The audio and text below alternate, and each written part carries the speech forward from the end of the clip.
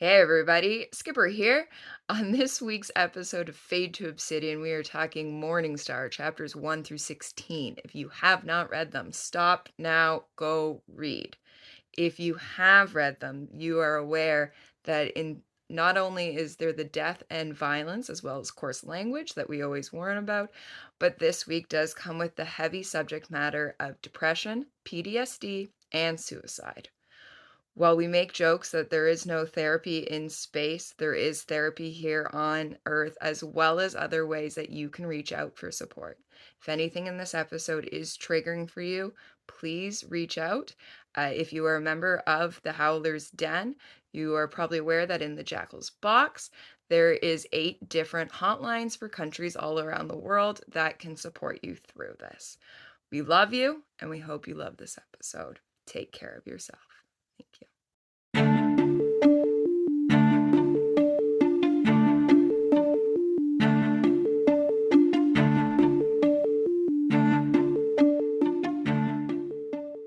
Hello, everybody. Welcome to this week's episode of Fade to Obsidian. As always, I am Crescent, joined by my co-host Skipper, and today we are joined by fellow denmate Badger. Welcome, Badger. Badger. Hi. Right. Oh, look at you throwing the crux. First thing. Nice. Right into it. Starting off strong. Yeah. Setting the tone. All right. For Why chapter are 13. you Badger? Who are you? And what are you drinking? I am Badger. I am the first crop of den members, howlers, who got their name directly from Salem. And at the time, it was Salem with the names. And I filled out my questionnaire, and essentially, I think the theme of my questionnaire was like, I'm really nice until I'm not, and then I'll cut a bitch.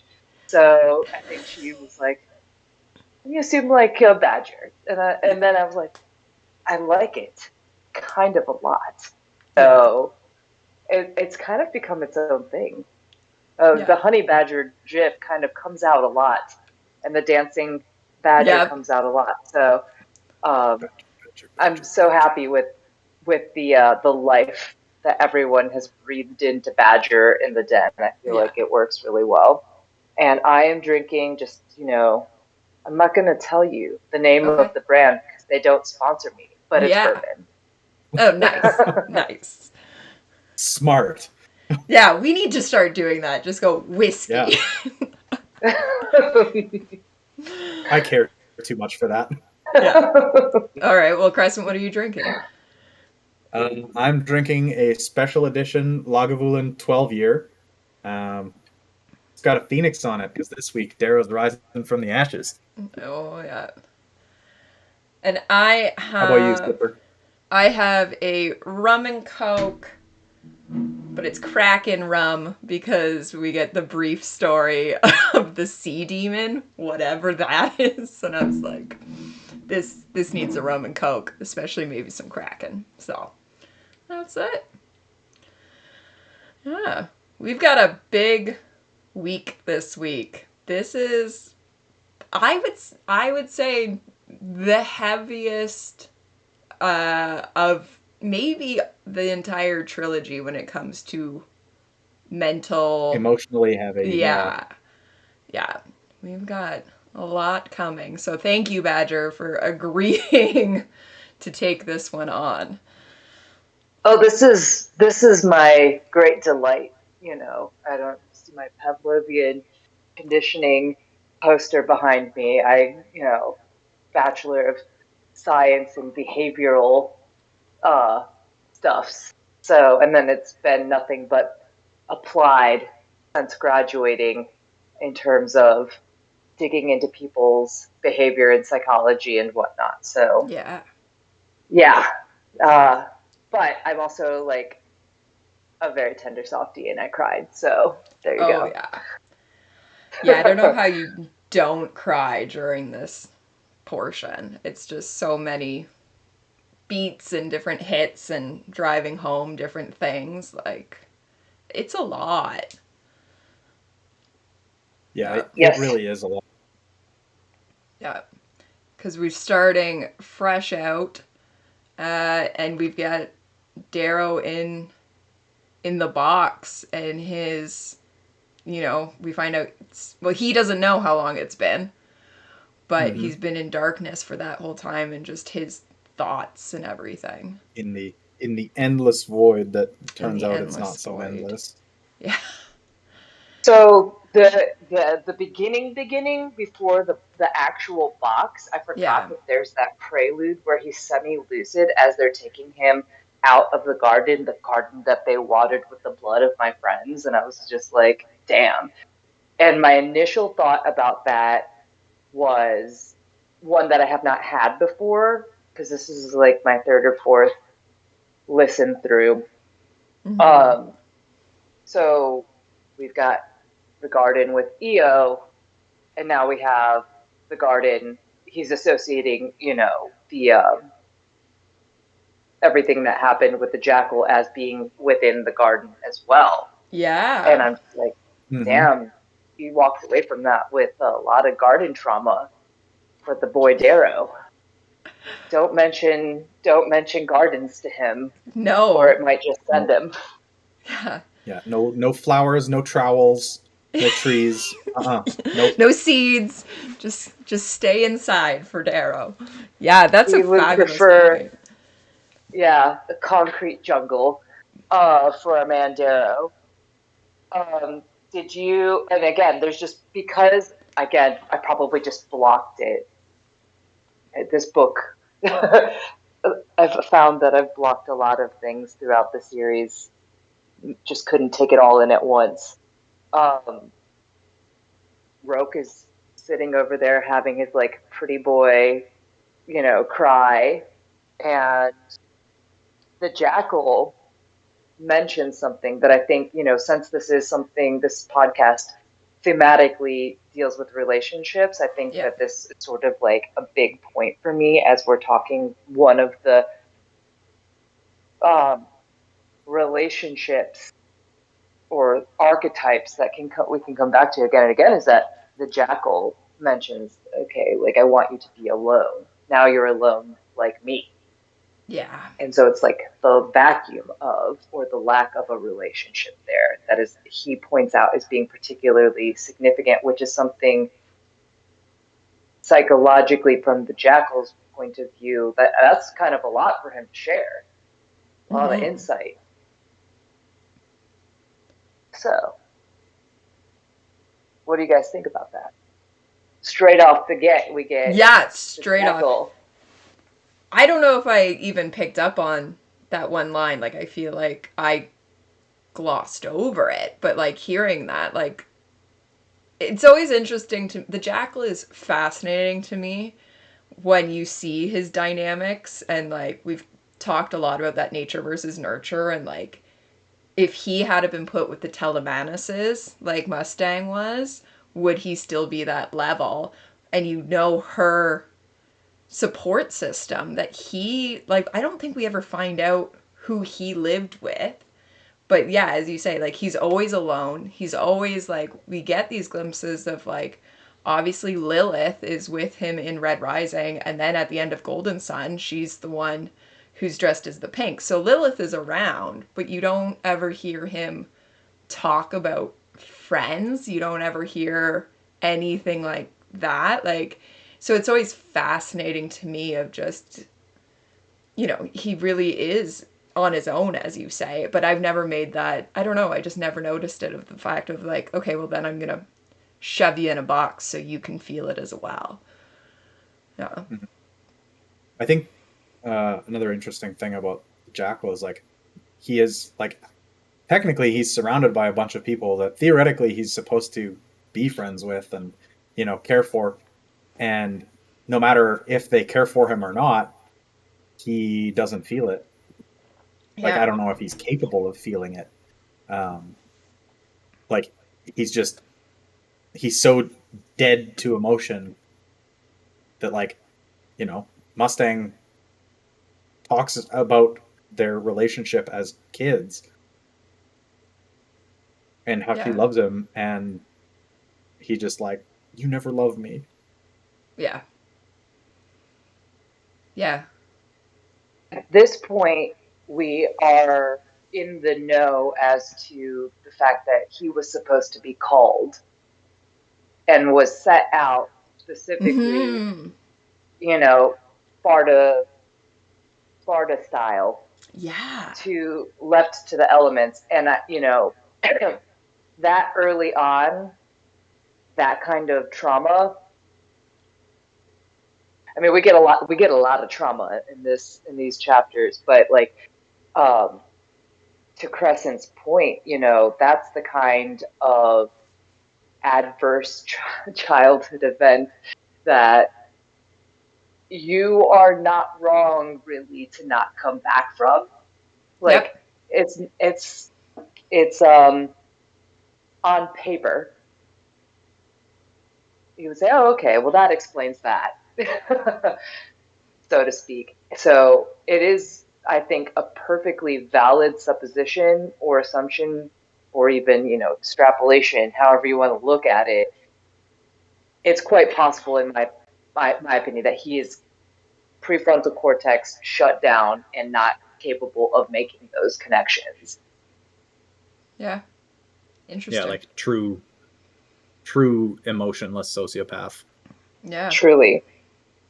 And so, aside from the knowledge that someone else is in that position, what do you think he gains from putting Darrow there too? Ooh. Because he could have gamed Darrow. Like Oh Darrow yeah. was ready to, I don't like you, but let's make an Mhm. alliance of convenience and Yeah, mutual benefit. Like, Yeah. It seems but to I me think it's almost there's this strong reaction over and over of jealousy for the jackal. Of we see it with the older brother, then we see it with, oh my gosh, I Leto. forgot his name. Sorry. Yep. And then with Darrow of this like my dad keeps picking up on people who are not his heir, and Darrow being the last one. It's almost, I think it's just like he's jealous of everything Darrow could be and what is then when we see at the end of this what he is held to, that it's like that like I think he almost thinks that death is, he doesn't want to make the alliance and he doesn't want to work with this person. He just wants to punish however he can. And like death is not good enough for Darrow. He needs that punishment and he needs to feel that power that he's probably never really felt. As much as he has his networks and connections, he's never truly felt the power, and he now can control at least one thing. Like it's, I don't know, it's very interesting. Um it, the it's so clinical. mhm. Like, because I mean, the control itself is so clinical, which I'm sure we'll get into that in a second. But there's also in the even in the interlude, even before we get into the box, the The table, box. Yeah. Darrow's like, "But I am the Reaper," and Yeah. he's already it sets the tone for how he deals with that situation Yeah. with the table, Yeah. and that's it. That's the intro. Yeah. I think part of what the Jackal is, like, part of the reason that he puts Darrow in the table is like, you've made a fool of me. Like, you're this piece of dirt, basically, like less than a piece of dirt to him, and he's loved by the Jackal's sister. He's been made an heir to Nero, and he's nothing. But the Yeah. Jackal views himself as everything, and he's got nothing. Yeah. So Yeah, punishment for sure. Um, Yeah. but it's like, for outgolding the golds. yeah, Yeah. exactly. Like he's come in and become, to quote Severo, a prince of the golds. Yeah. He says, "I know how to suffer. I know darkness, and I am the Reaper." And I just feel like that to me is his strong self mythology and his relationship to himself, his relationship to his identity as a red that has been able to serve him. And in a way, he loses that identity through Red Rising and Golden Sun. I mean, it's not to say that he does entirely, but he speaks to that later on, um, with some very pointed remarks. Um, yeah, actually, a couple of different times where he's feels he's back now, finally interfacing with Reds in Morningstar for the first time in a real way in years Yeah. and years. So that like statement right there in the beginning to me is very interesting from a like that again that self mythologizing kind of way. Yeah. He's touching back with his roots and the foundations of himself with that kind of mentality. Yeah. You know, what's this? I've written the claw drill. Yeah. He's always in Golden Sun where it's like, this person couldn't kill me, this person, so you can't, like, he always goes back to that, like, I am as strong as I've made it through all these things and can hold on to that of, like, I will continue to, like, hold on, and that, which is always fascinating to me. The resilience. Yeah. And that's an interesting thing. What do you guys? I'm gonna try this one on for size. Okay, you've got Darrow and his version of resilience, which looks like the self mythologizing, which looks like uh, a self awareness of his ability to endure through Yep. hardship, versus the Jackal, who, in his own twisted sort of way, is also resilient and resourceful. Yep. How does that feel Mhm. when you try that one on for size as a character foil? Yeah. It's definitely two different ways of the what is seen as full strength, and like Darrow holding on to that, like, obsessed with his hands and I can do whatever, and this is, we get the claw drill, we get who can kill me, who is this, rather than the Jackal is, I think, more of an emotional, not emotional, but mental, I can work around this, I continue to, succeed because I can outthink you. Like, Darrow never thinks really that he can outthink because he knows that Mustang's going to be 10 steps ahead of him.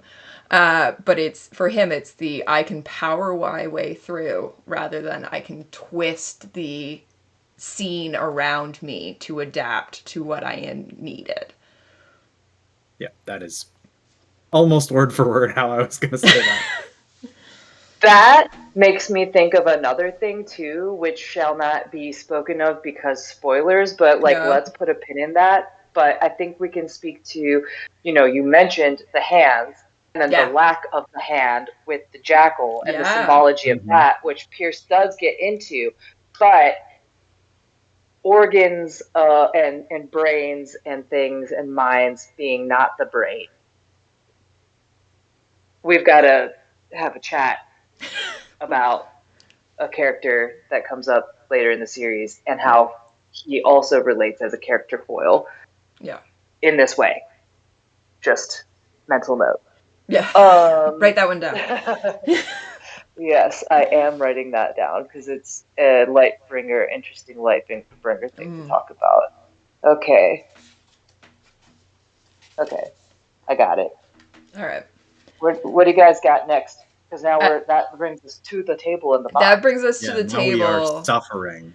and we've got the inner, and I admire Pierce for how he wrote the darkness and the inner thoughts and just the depression.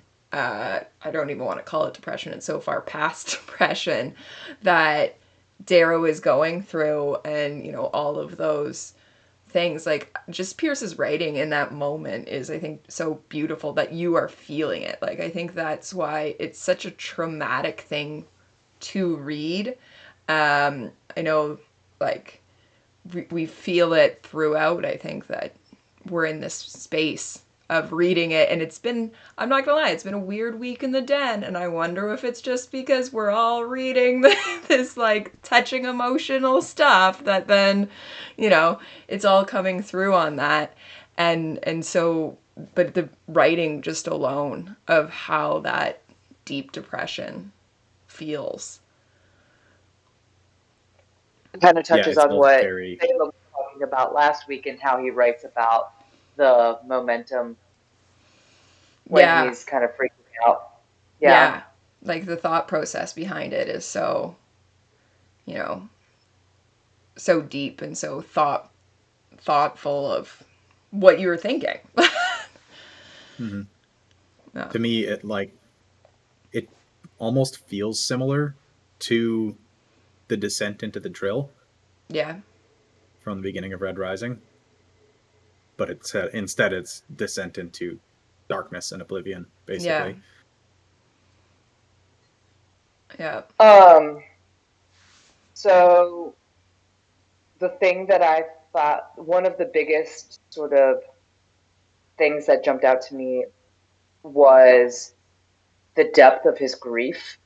Yep. Because to me, like this is there's the losing touch with reality, but it's partially due, in my opinion, to the fact that he's experiencing just the crushing weight of the grief of everything, all the things he's already grieved, and all the new things that have just happened to him.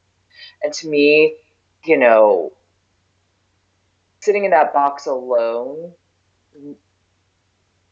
the pain of grieving in that scenario where there's no one there to witness Yeah. your loss, the in on the theme of relationships, it's just such a stark contrast to really so much of the book is driven by how Darrow is relating to the world, or these three books is how Darrow is relating with people around him and to the world at large, and then it's just shut down entirely. Yeah. Yeah, like he talks about how when Io died, he was broken and he had all of these people to put him back together. And Mustang says like, "Don't say that." Like basically not wanting him to put that on her when Mm-hmm. she, like when they're in the tunnel, and how his so much of his life is just like relying on the people around him. And yeah, Yeah. and it's all gone like right now. Well, that's it. Because even the people he saw die, so he knows Lorne, Fitchner. Not that he really cares about Nero, but he knows those two, and he believes Victra are gone. Hmm. And then he doesn't know. So even it's the grief of who he Well, knows is gone. He has been told his family is being held captive yeah. and could be killed or tortured at any moment, depending on him. But he doesn't know where Severo is. He doesn't know where Ragnar is. Mustang, he knows she's probably out there, but not necessarily in danger, but she could be. Like, he's got everybody has either at this moment is dead, in danger, or is no longer on his side, and therefore it's still like, you've still, the death of a friendship is often like a death. And so even Roke in that last moment is a death of a friendship piled on to the deaths that he is actually seeing. So there is Gentle so Roke much. kisses my cheek as he breaks my, or as he broke my heart. I mean, come the Yeah. fuck on. Yeah. Yeah.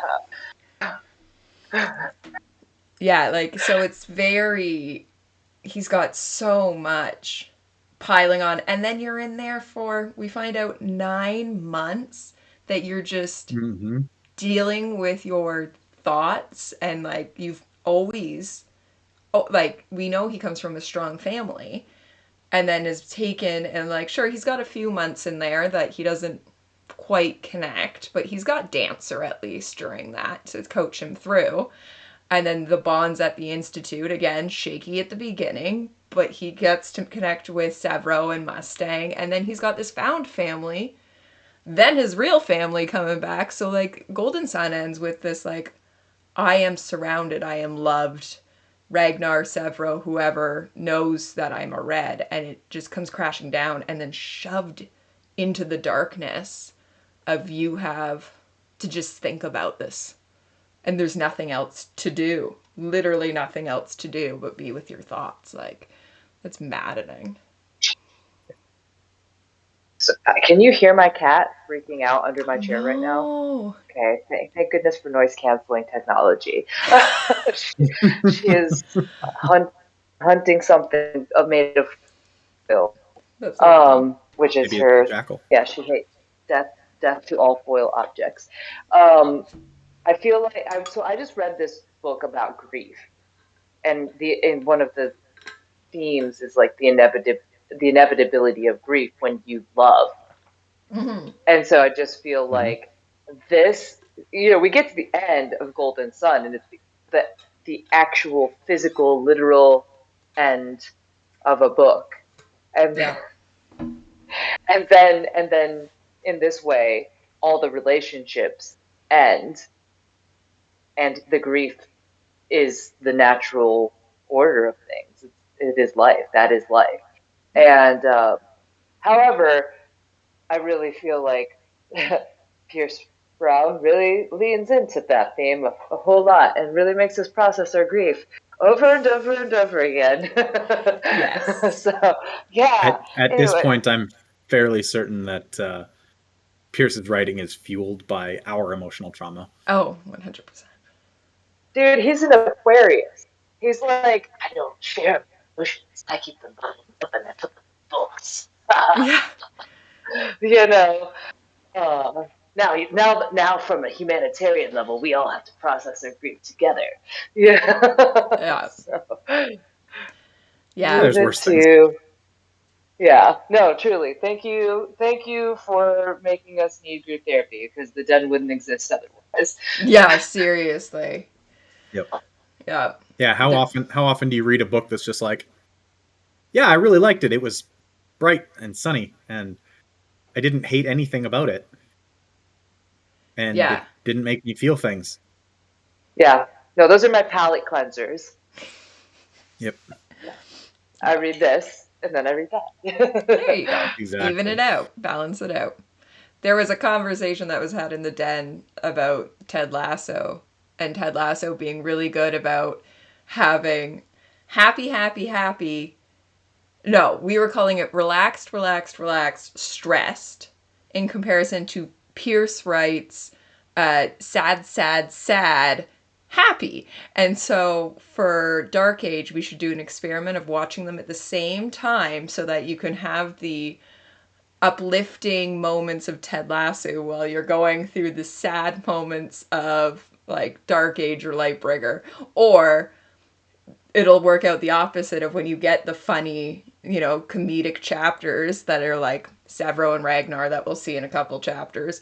Um, those ones you pair with the, Ted Lasso episodes where they're dealing with more dramatic things. Like, it's just so funny that we were like commenting of like, you really do need like the Care Bears after one of these things. Like, you gotta, as you say, a palate cleanser. Yeah. Yeah. 100%. Schitt's Creek's also really good for that too, Yeah. which it was Yep. another good dead moment the other day. That one was The so Schitt's good. Creek beef battle. Where they Yeah, only spoke in gifs for like an hour. it was Like a good. It was at least 40 minutes. yeah, It was 40 minutes because I took a screen recording from when it began, and when I sent it to my friend who's obsessed with Schitt's Creek, it was already like 37, 33, 37 minutes strong, and then it kept going. and they just and it was So a full conversation. It wasn't even just a like, yeah, here's another gif. Like it was they were responding to each other. One is Alexis, one is David, and then other people throwing in that they would like respond. Oh, it was great. Join the den if you want to have these great moments in between the sadness that is Morning Star. Um, but yeah, the other interesting thing, and it's not while he's in the box, but we learn once he's out of the box, is that the jackal does make a comment that in theory, Darrow could have killed himself at any time because it's a cement box. If you Yep. smash your head, that's my assumption of where Jackal's going with this, is if you were to smash your head enough, like you can, and Darrow holds out. Yeah. But the thing is, like, just before he comes out of the table, he's like, He's "All just right, hit his that's head. it. Yeah. That's it. Yeah. I'm gonna do it." Yeah. Yeah. And then the I table have it rumbles. written down as a suicide interrupted. Yeah. Yeah. Because he starts going down the Yeah. road of his family, and Mm-hmm. I am broken. Like his resolve starts to break in that moment. There's some other things, notes that I have of that particular moment. Um, there's the neuroticism, the touch Yeah. neuroticism. He starts to like touch all the things to keep yourself in touch with the physical reality. Right. And then there's Yeah, he's that. he's touching all the different parts of his body to the box. Mhm. And then there's the outside reality that he knows exists. Like, okay, I'm in this box. I feel these things. I feel the parameters of the box itself and the my body box, if you will. And then he's like, but outside are these people. And then he's like, kill, slaughter, gouge, rip, burn. And I'm like, oh, that's real intense. Because he Yeah. goes there, he like lets himself like get to that point of rage, but it burns out so fast. It burns out so fast, and it's just like a blip, and Yeah. then it's gone. And then that anger turns to Io. He's angry at Io. Yeah. Oh my gosh, cats! And then he makes some reference to Odysseus, which made me feel like really bleak because Lightbringer references Odysseus in the like PR package for the book. Oh. There, yeah, and then here he references Odysseus in like his bleakest moment, and I just thought, uh, wait a second, what kind of connections are we supposed to be making here? That doesn't bode well.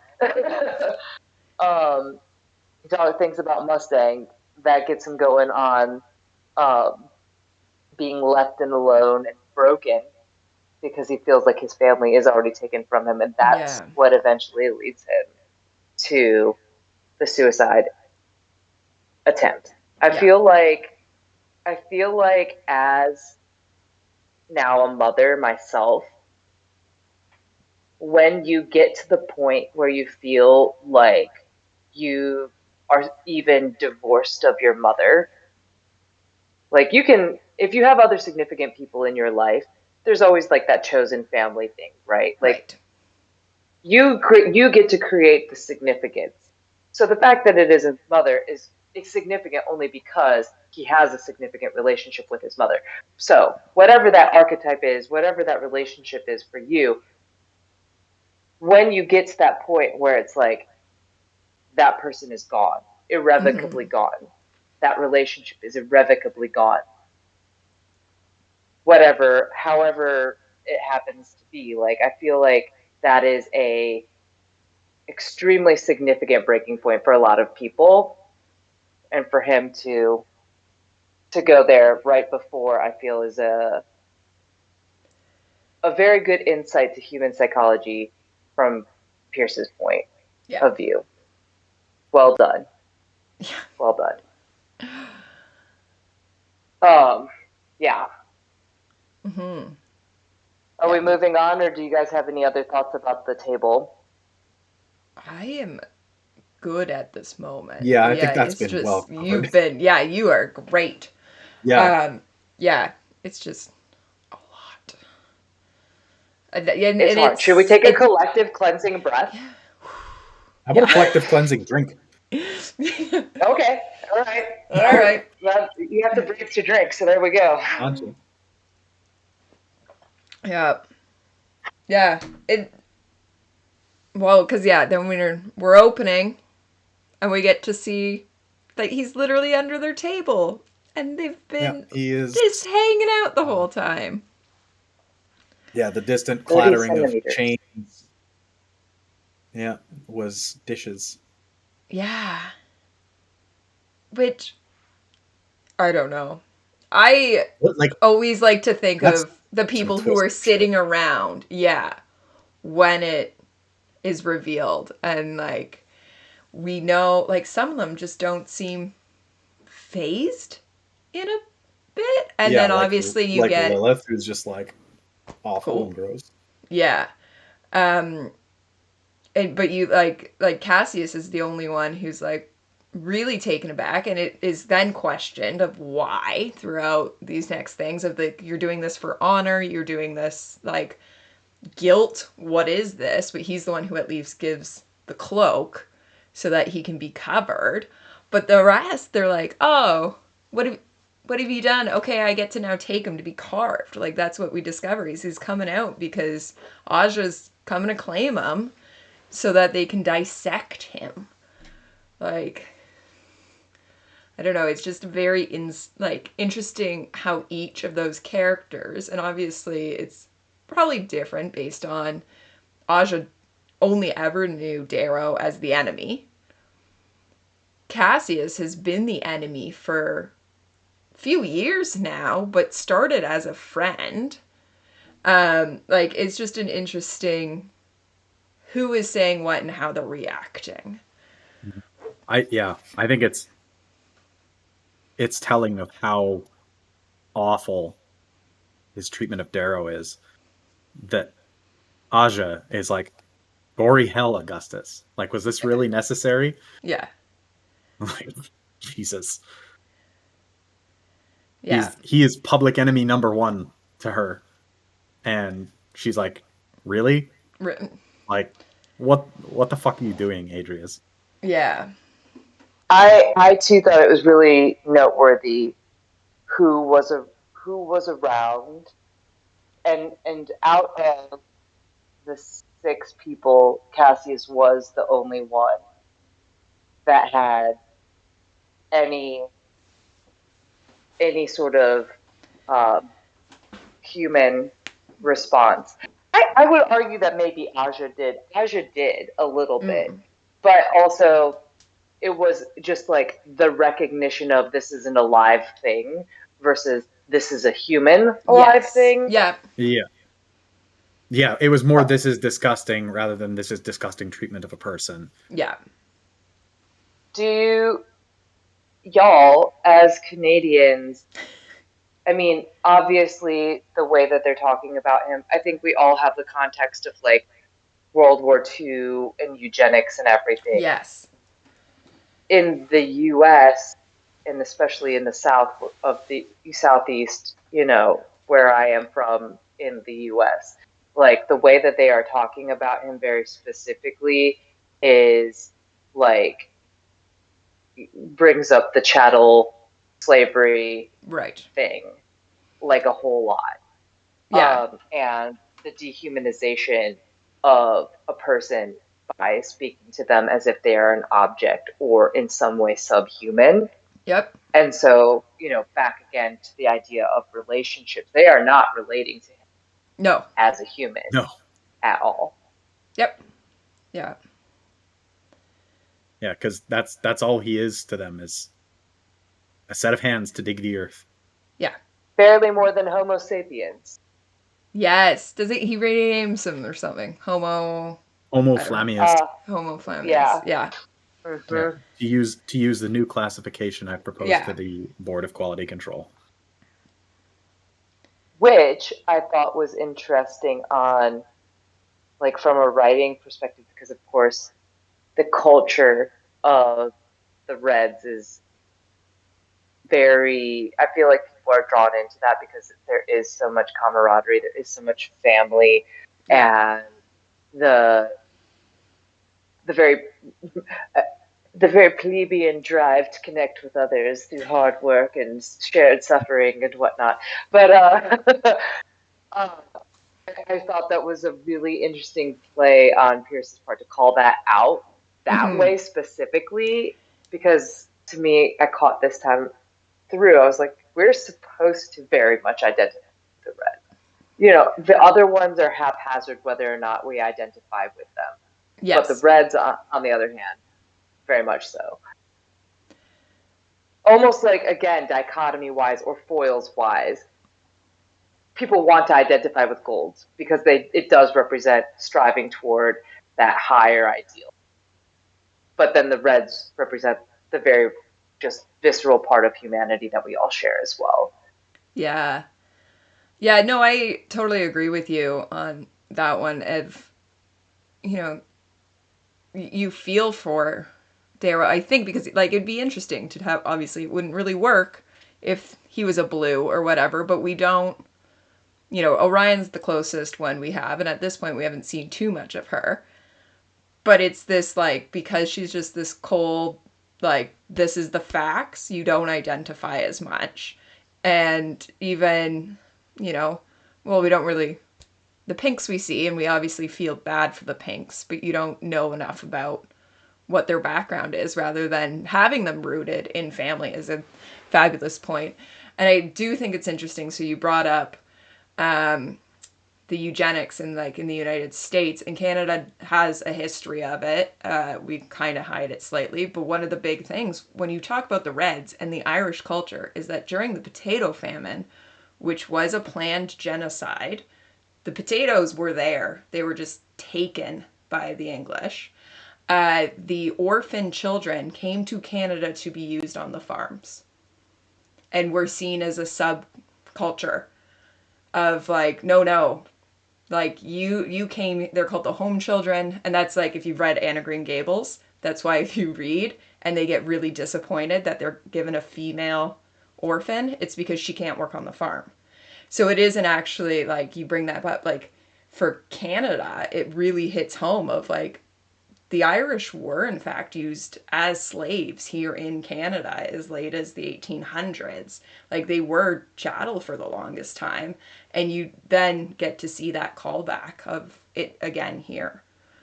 Like, and it's different nowadays because we've gotten to a point in society where actually, like I always say on St. Patrick's Day, now everyone wants to be Irish. And you have that little bit of a difference because we've moved so far in the last 150 years, but it is an interesting connection in that moment. I'm just thinking, like, I've never truly thought of it that way, but it was just you saying of like the Reds being used in that, connecting to slavery and all of that. But in Canada, it genuinely was the Reds who were used in that manner. Yeah. That particular time frame of Irish history is something that I come back to again and again and again when I'm reading these books, specifically because, and I think I mentioned this in Out of Context at some point, the thread of satirical and or dark humor that exists at Yeah. within the red culture, the way that Pierce has written it is, I think, a very interesting touchback to how authors within the Irish literary scene have written about their own experiences. For instance, the one that always comes to mind is Angela's Ashes by Frank McCourt, Yeah. which was right at that in that time frame. So I just think that I, he really goes pretty far afield, being able to draw in references into his writing that feel like he's made them authentically his own, and that is a very amazing example of that at play. Mm-hmm. Yeah. Yeah, there's a ton of outside knowledge and research done Yeah. that he is able to weave in. And yet he's internalized it. Like he's Mm-hmm. really internalized it and truly made it. Yeah. It doesn't feel like he's excerpting a book report and putting it in Yeah. Yeah, to he's not just copy pasting, he's absorbing, digesting, and Yeah. And recreating. spew. Yeah, exactly. And we can his get to, I eyes would are rolling say, back yeah. in his head and channeling these characters. Yeah. And does it in a way that, in comparison to, and we'll get after in the next chapter. So we'll talk about this first, but then the rescue we're going to see. is very much in comparison to he's got the references, just like Star Wars references spew out, and we can go through as we work through it. But it is very much that when it's the history, the culture, the important things that are going to drive something home, he has done it in a way that just works with the story. It's not just a fact that's thrown out in comparison to when he wants to almost make something slightly more lighthearted, slightly pull away. He'll just go, here's the pop culture fact. See if you can figure it out so you can feel proud about yourself for feeling it, rather than the cultural history parts. If you don't understand, you don't have to. You don't He have to know references the Jeff whole thing. Koons in chapter 16. Yeah. Did you guys pick up on that? The balloon and the balloon dog, Oh the yes. Yeah. Jeff Koons reference. Yeah. The But last note that I have for this chapter is the again we've got like a balance point. We're sitting here feeling the dehumanization and the you know bifurcation of the human species between gold and red, as golds are over here analyzing a red, ambiguous red. A strawberry blonde. The strawberry blonde. He's got the strawberry blonde motif going. oh, And then you have, but he, like, already out of the box, Darrow is thinking out of the box. And he's like, there's two different breeds of gold now. There's the old breed and the new breed. Because he's noticing the infighting, he's noticing the tension yeah. that exists between old school gold and new school gold. And the new, like, so we don't just have reformer new school gold, we have multiple fractures that are going on here, and Darrow's picking up on it immediately, Yep. Yeah. like the good student of strategy that he is. Yeah. Got to figure out how to long term work that to your Yep. How are you going to escape if you don't yeah. start thinking of possibilities immediately? Yeah. Gosh, can't you just take like a good stretch first, like 15-minute yoga break, guys, and then let Yeah. me get back to plotting. I've been stuck in this box. Maybe just like a quick down dog. Just I was gonna say, just like full Reach for the sun. reach up. The sun we haven't Just seen in 9 months. oh yeah. Yeah. How well, and he talks about how slowly, and he's not quite like he knows the voices before, because like your eyes would be destroyed pretty much if you were in the darkness for that long and then you have any Mm-hmm. type of light. Like you are going to be like, No, well, yeah, it's like him coming up out of the mines. It's like yeah, Dancer hands him a pair of sunglasses yeah. because if he doesn't, yeah, He's screwed. his But eyes at are just least, gonna burn out. but at least the mines had lights. Like they would make the artificial Yeah, lights. well, Like yeah, exactly. Like, this, he's got nothing. There is no. yeah, There's nothing happening here. Yeah. The things he notices on a conscious level, he mentioned um, the breeze, and he mentions the sound, Yeah. like overwhelming him. Yeah. All And then we right. get to a very different kind of racism, which I thought was an interesting jump. How did you guys feel about that jump, going from like watching a bunch of golds pick him apart to watching the grays pick him apart? Mm-hmm. yeah, yeah. It's very much like dehumanization in a different way for a somewhat different reason. It's like you you thought you could be better than us, Yeah. and so we're going to just hurt you because that's what we know. Like grays are a very physical breed, basically. It's like, yeah, we're just gonna hurt you Yeah. because that's all we know. Um, Contemporary social political stuff wise, and also just kind of like self awareness of my own life wise. I've done a lot of thinking about colorism lately, because to me this smacks of basically colorism. Like, you've got the apex, right, on top. Yep. Here, Pierce spells it out for us and makes it very obvious. Gold. And then there's everyone else. Gold, So, silver. Like yeah, we went through the Olympics on this. Yeah. exactly. And then everybody else. And then Yeah. I feel like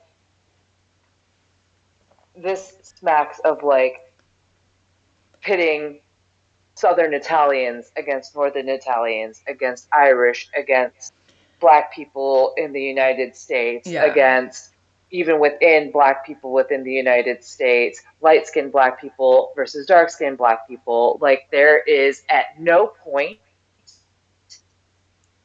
unless you are at the apex, room to just be like not comparing yourself to other people.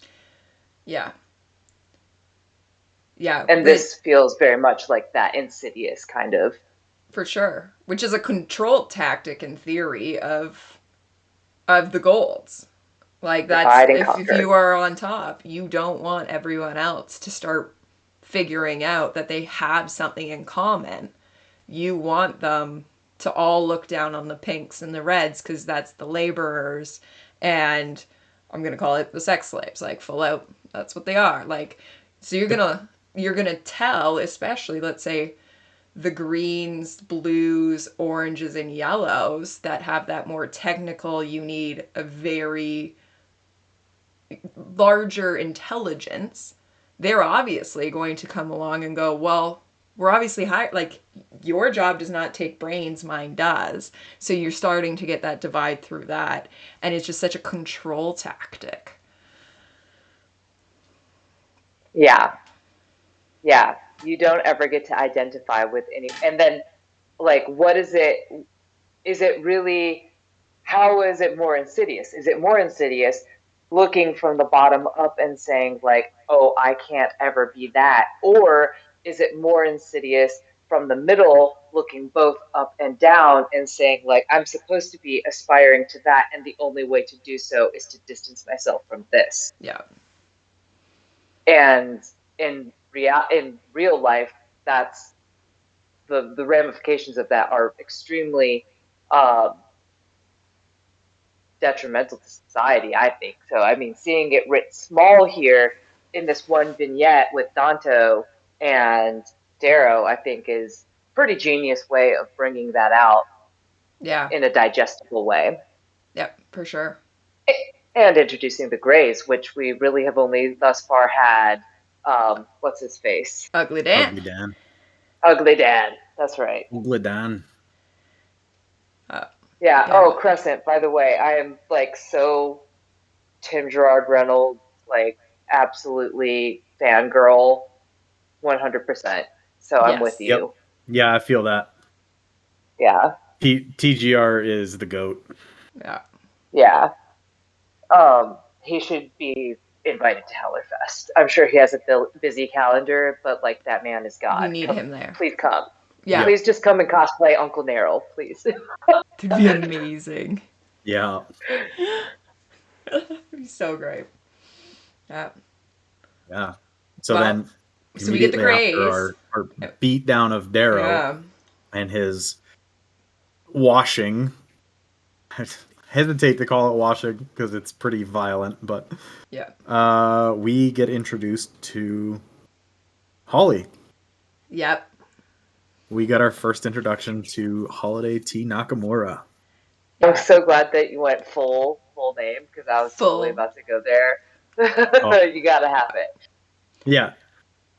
Yeah, you can refer in the short term, but long form is the best. Long form.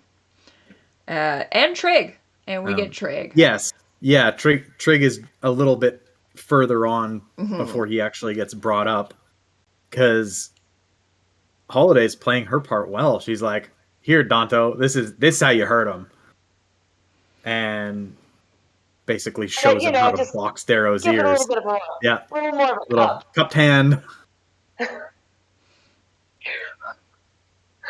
And then So good. Yeah, and then we start losing faces. And he makes sure to point out that she double pops people. Yeah. Double tap. And Double tap. Exactly. Rule number 1 is double tap. Double tap. Yeah. You make sure they're down and they're staying down. It's so Exactly. good. And man, it's one paragraph, and Pierce's writing is just so brutally descriptive, and he, pop pop pop pop like knuckle joints. Like, Yeah. oh my god, I can't say enough about Pierce's writing. No. I heard somebody say he writes like an angry poet, and I'm like, yep, Yep. not wrong. Yep. He also writes like somebody who's deboned many chickens. I always come back to the question in some cases of like, how Like, do how you do you know know that? that? And I know there is a story of when his mom read Red Rising for the first time, and she fully, like, while she was halfway through, like, sat him down and was like, we need to talk. Like, why do you know these things? Why do you think these things? Like, we need to have a discussion about what you were putting on the page, which I just love. Of like, yeah, sorry, mom. Sorry that you know. Well, it always gets back to the joke about like a writer having the same search history as the serial killer. How do you what does this sound like? How do you Mm-hmm. skin somebody? What's happening? Yeah, love to know his search Well, history. the one that jumped out to me is when they're in the museum much later on with Quicksilver, and his razor slithers in and feels the pop of the heart, like he Yeah, feels it, and then he pulls it out, and I'm just like, you have definitely you removed killed organs you killed from something. bodies You have before. stabbed a heart. You know what that's like. Maybe Also, I even not just out of the chicken freezer, not out of the freezer. Maybe straight out of the living thing. So there we go. yeah, I want to say something about Pierce's search history. There's a not insignificant chance that Pierce's search history contains the words unicorn porn. Well, now mine does too, thanks to our question of the day the other day. Like, this is legitimately, I put that into tenor. So there we go. So, Wow. Yeah, you're but welcome. one more thing I share in Yeah, common with Pierce with Brown. Pierce. Fun times. Yeah, yeah. But yeah, so we get the start of our rescue, which is pretty epic. It's one of my favorite ones, and it is though completely seeded with Star Wars references, which I love. That he just went, we're going in for this. Like, this is the rescuing of Princess Leia. Like, it's so great. Yeah. Which though Is this through the first time that Darrow is referenced as a princess? I think it might be. I don't know. You're the one who's read the book 8 times. Yeah, but you're the one with the Star Wars references. Oh yeah, I haven't looked back through. I would Is have to That's say that we're building up to this point, if nothing else, in Golden Sun. But he has it's kind of, I would say this got to be like the first one, right? Because in Golden Sun, it's like he's on the downslide, and then yeah, he's like Civil War, and then from that point, it's just nonstop escalation, yeah, yeah. basically until the end of the It's book. he is very much it's a valley of a book, yeah, like traversing the valley. yeah. But yeah, I think this is the first Princess Leia of him being Princess Leia. But it's interesting because, well, we'll see well as we get through that he is not in Princess Leia's cell. It is Victra is in the cell number is Princess Leia's cell number in the cell block that Princess Leia is in. But to not skip ahead, I think it's important to go back and while we're going through this, so we do meet Holiday and Trig, who are sent by the Sons of Ares. So we learn that they have managed to keep going on. And Darrow gets his razor back, which Yep. is now engraved in all of like his childhood memories. And it's very And he says whoever carved this knows me. yeah. And Mhm. not knows the gold warlord Darrow. It's they know Darrow. Yeah. Darrow Olycos. Yeah. So you get a very touching moment. And he still is not trusting them. He's very much worried that this is another gold trick. Yeah. And that's more or And less our introduction to the genuine heart of gold of Trig. Sir!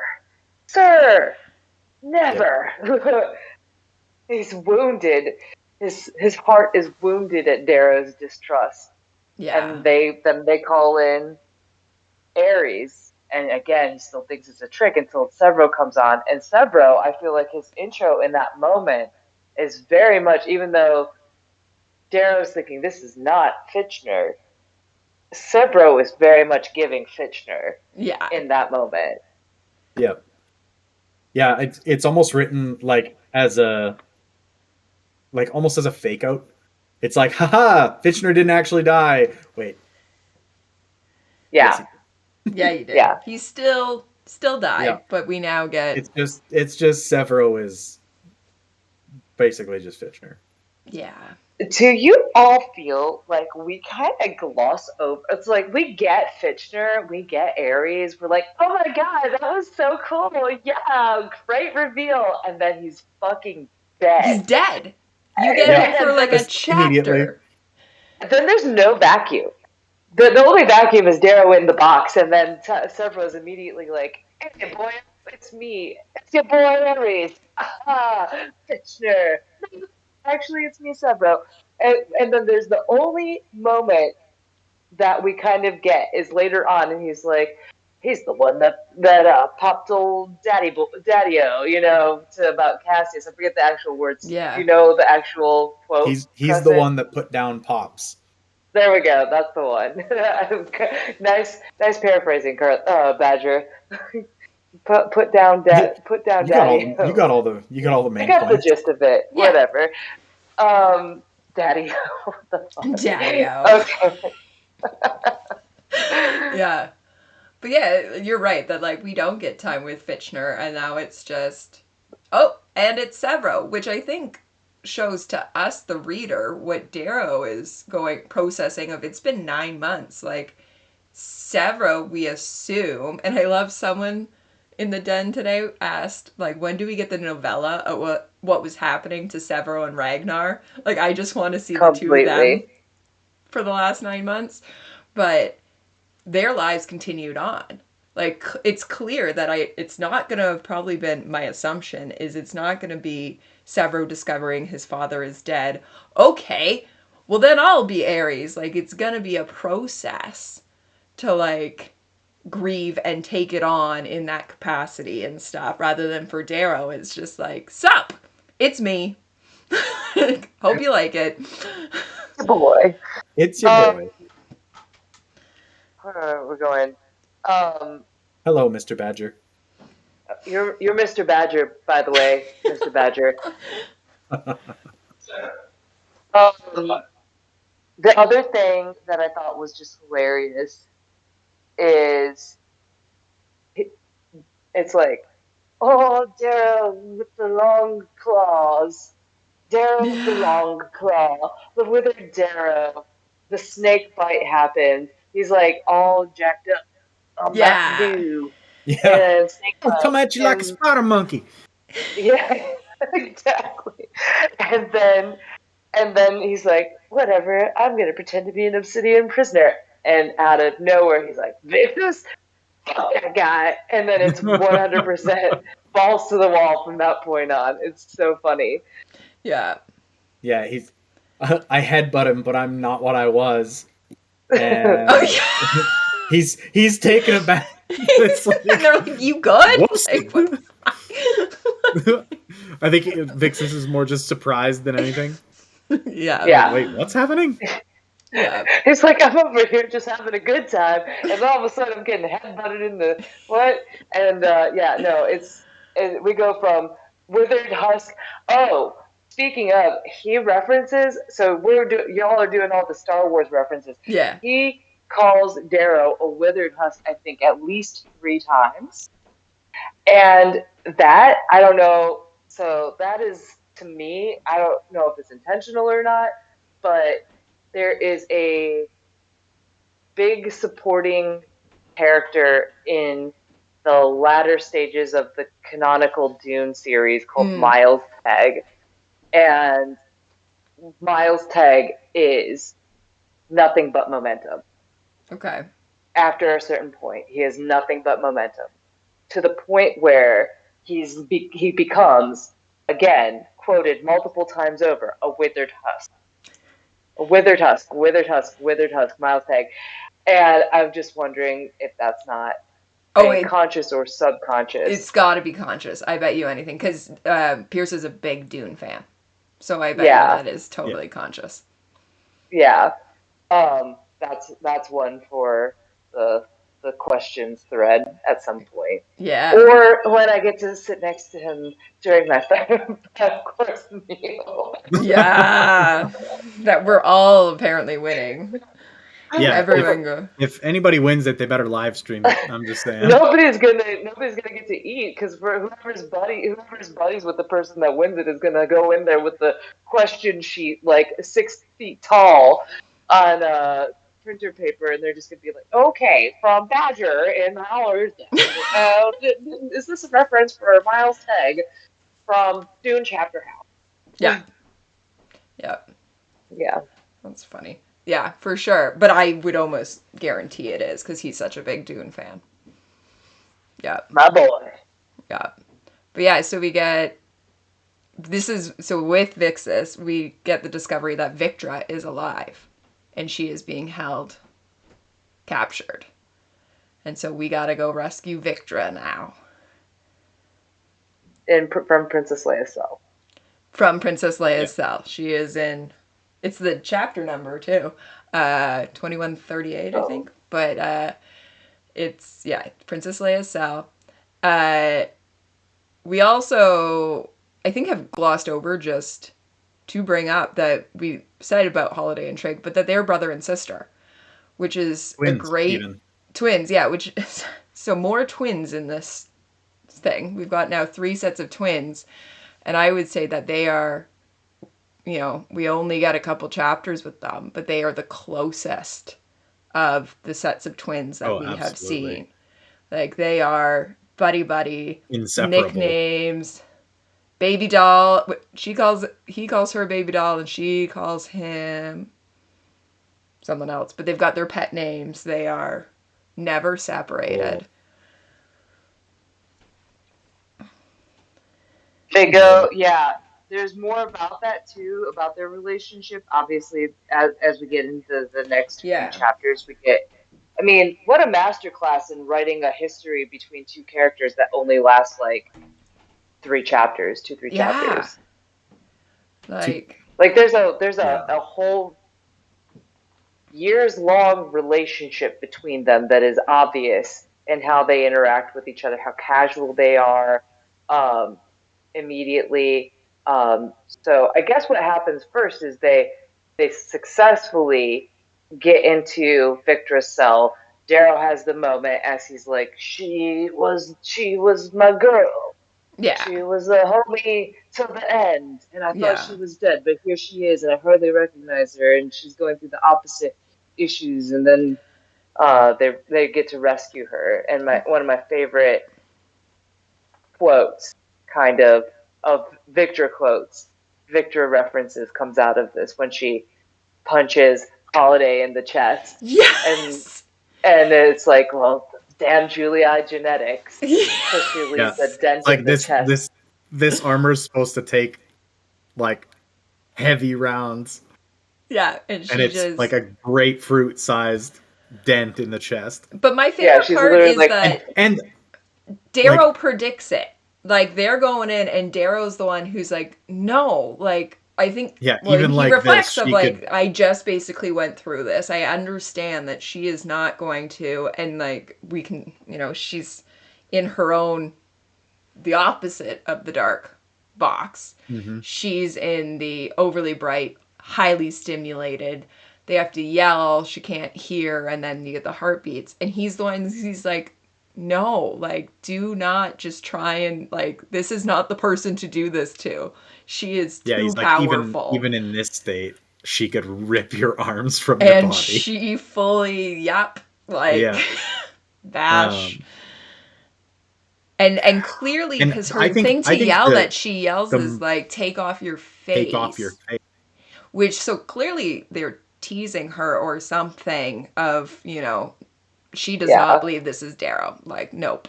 Yeah, well, This is maybe they showed her his um the execution.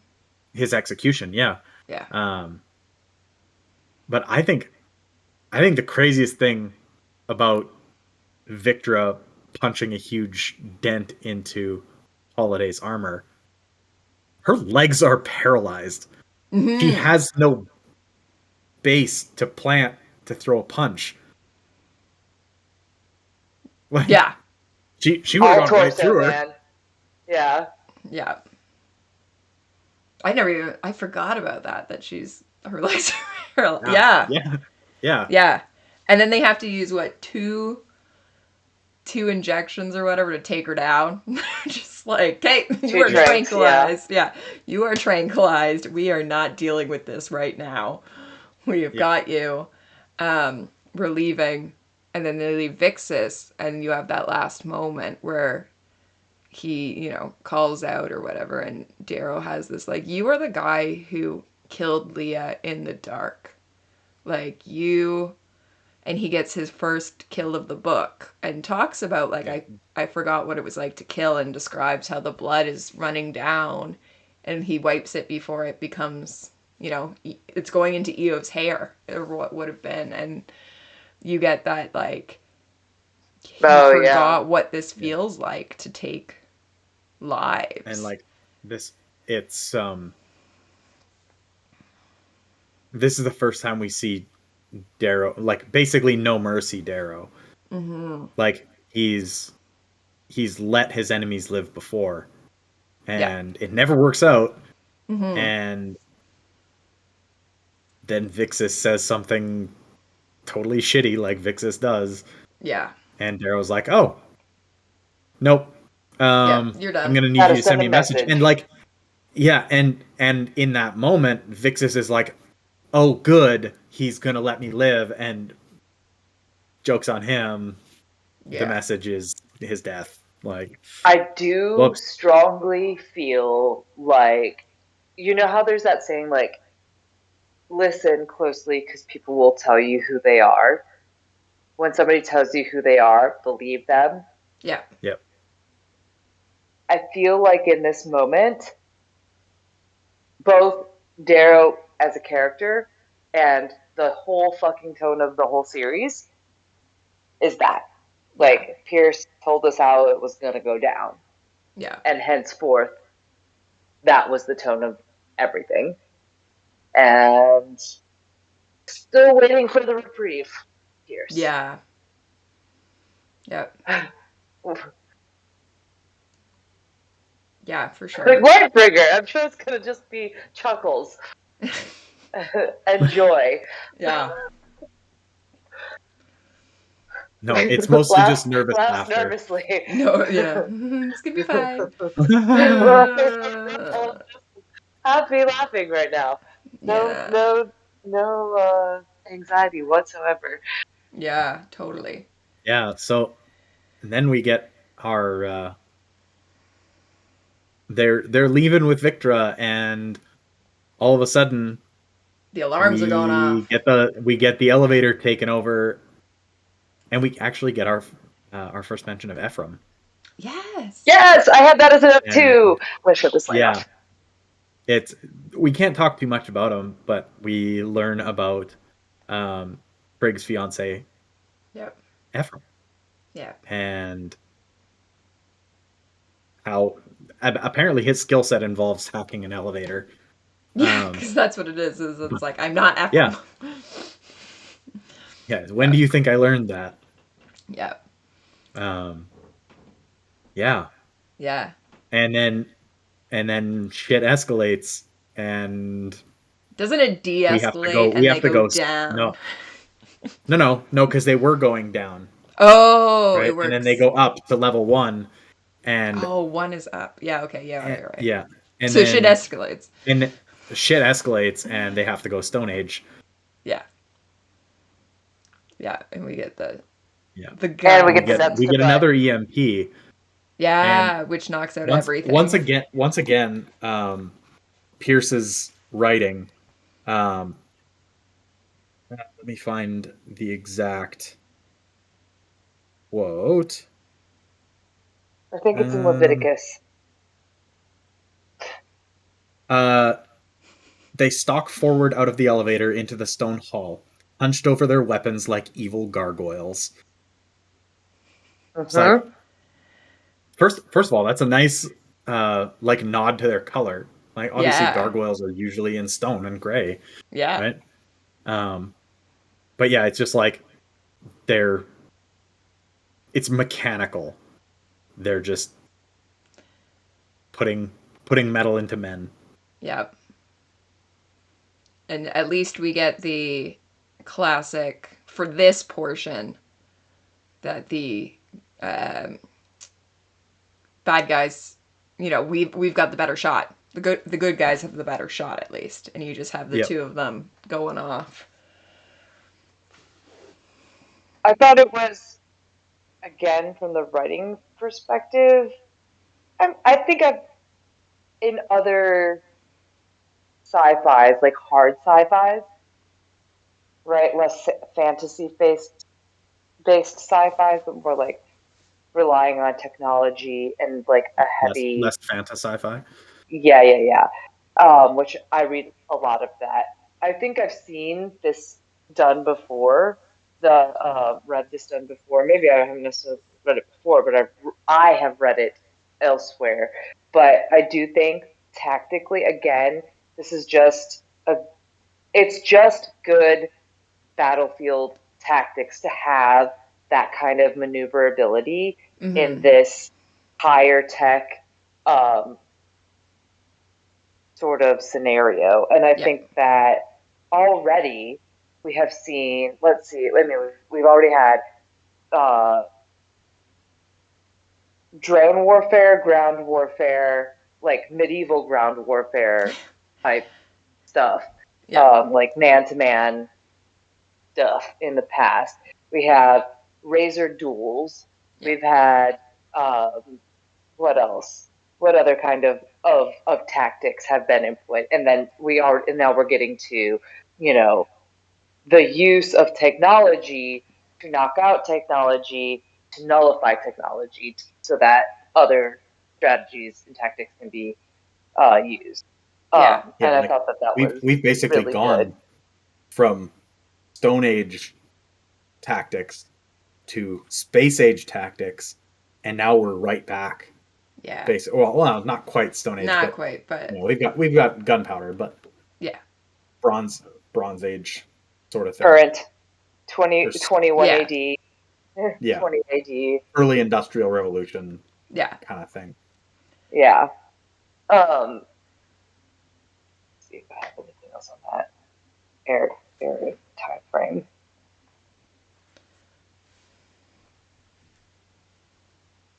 We have the embrace the suck. That's Yeah, a good embrace the quote suck, that comes baby out of doll. that one. Yep, embrace the suck, nuts to butt, don't be shy. Nuts to Oh Also, that's yes, a good butt. one. yeah, nut to butt, sir. Don't be shy. Don't you own the Which Yep. mug? is I absolutely own the mug, and I did not make coffee for this episode. No. You could have There drank is, scotch out of the mug. I could have, but there's also coffee in the mug. All right. we later get to, I feel like it makes sense to bring it up here, and I can't remember it's one of these chapters, but the EMPs were supposed to knock out the they Bone were supposed to get the Riders. Bone Riders. Yeah, they were supposed to be Yeah, in EMP range, and they weren't. Correct. yeah, yeah. Which then sets the tone for what happens next, basically. Yeah. Yeah. Yeah. Everything's going fine. It's going to be fine. It's fine. We're on plan But then C, Darrow right? That's has. what we're on, plan C. We're on plan C. Everything's fine. Everything's fine. Trig's coming back, and then Darrow's like, "But it's not fine. Yeah. Haven't you noticed the snow's not falling? Like, Mm-hmm. what's wrong with the snow, Darrow? You freak! Yeah. What sixth Yeah. sense do you have now? I feel the gold." Yeah. No, you don't. So you stop having feelings. Go back to your box. Back in your box. You're seeing too much. Yep. Yeah. Yeah. Yeah, and then immediately we find out what that means. It's the shield is up now over Attica. So no ship is coming. Like, Yes. well, shit, we're fucked. Yeah. Yeah. And then Aja. Well, yeah, that's just an extra layer of fucked. We didn't talk about this, but this is a perfectly good time to circle back to it.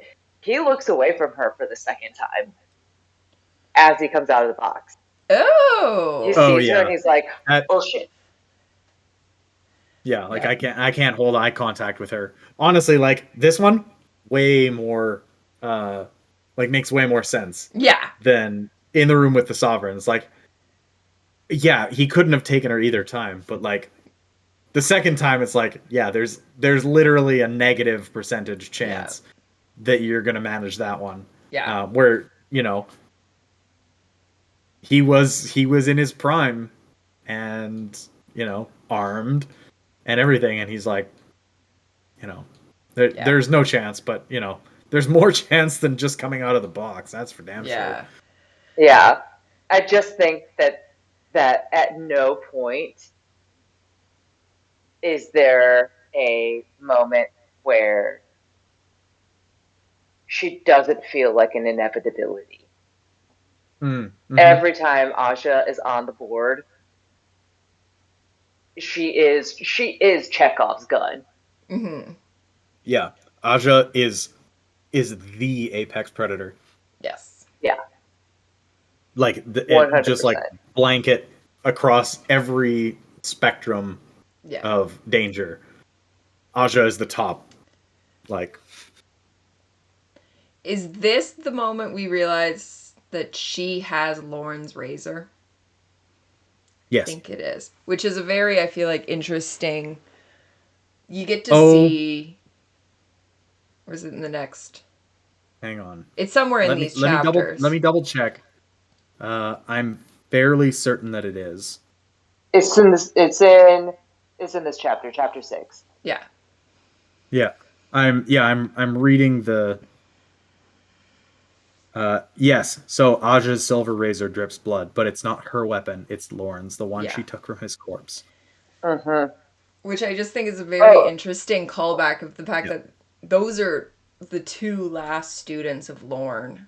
And just, I think the treatment and the relationship to Lorne for each of them, that, like, Darrow still mourns and, wants Lorne, and that shared mentorship rather than I mean, Aja didn't cut Lorne down, but Lilith Cut him did. down. The jackal. But then There was that tension stabbed him. in the beginning. But then she with gets the two of them. Yeah, but then she gets the razor, which to me is almost like a disrespect of I was on the team that cut you like I caused your death, and now I'm going to take your razor. Is to me quite the disrespect of like, oh, okay, that's somebody else out of my way, and it's a war trophy. Yeah, yeah, because Lorne chose the other side. Whether his hand was forced or not is a different story. But like he chose the other side, so Aja is like, no, you've forfeited any honor, basically. Yeah.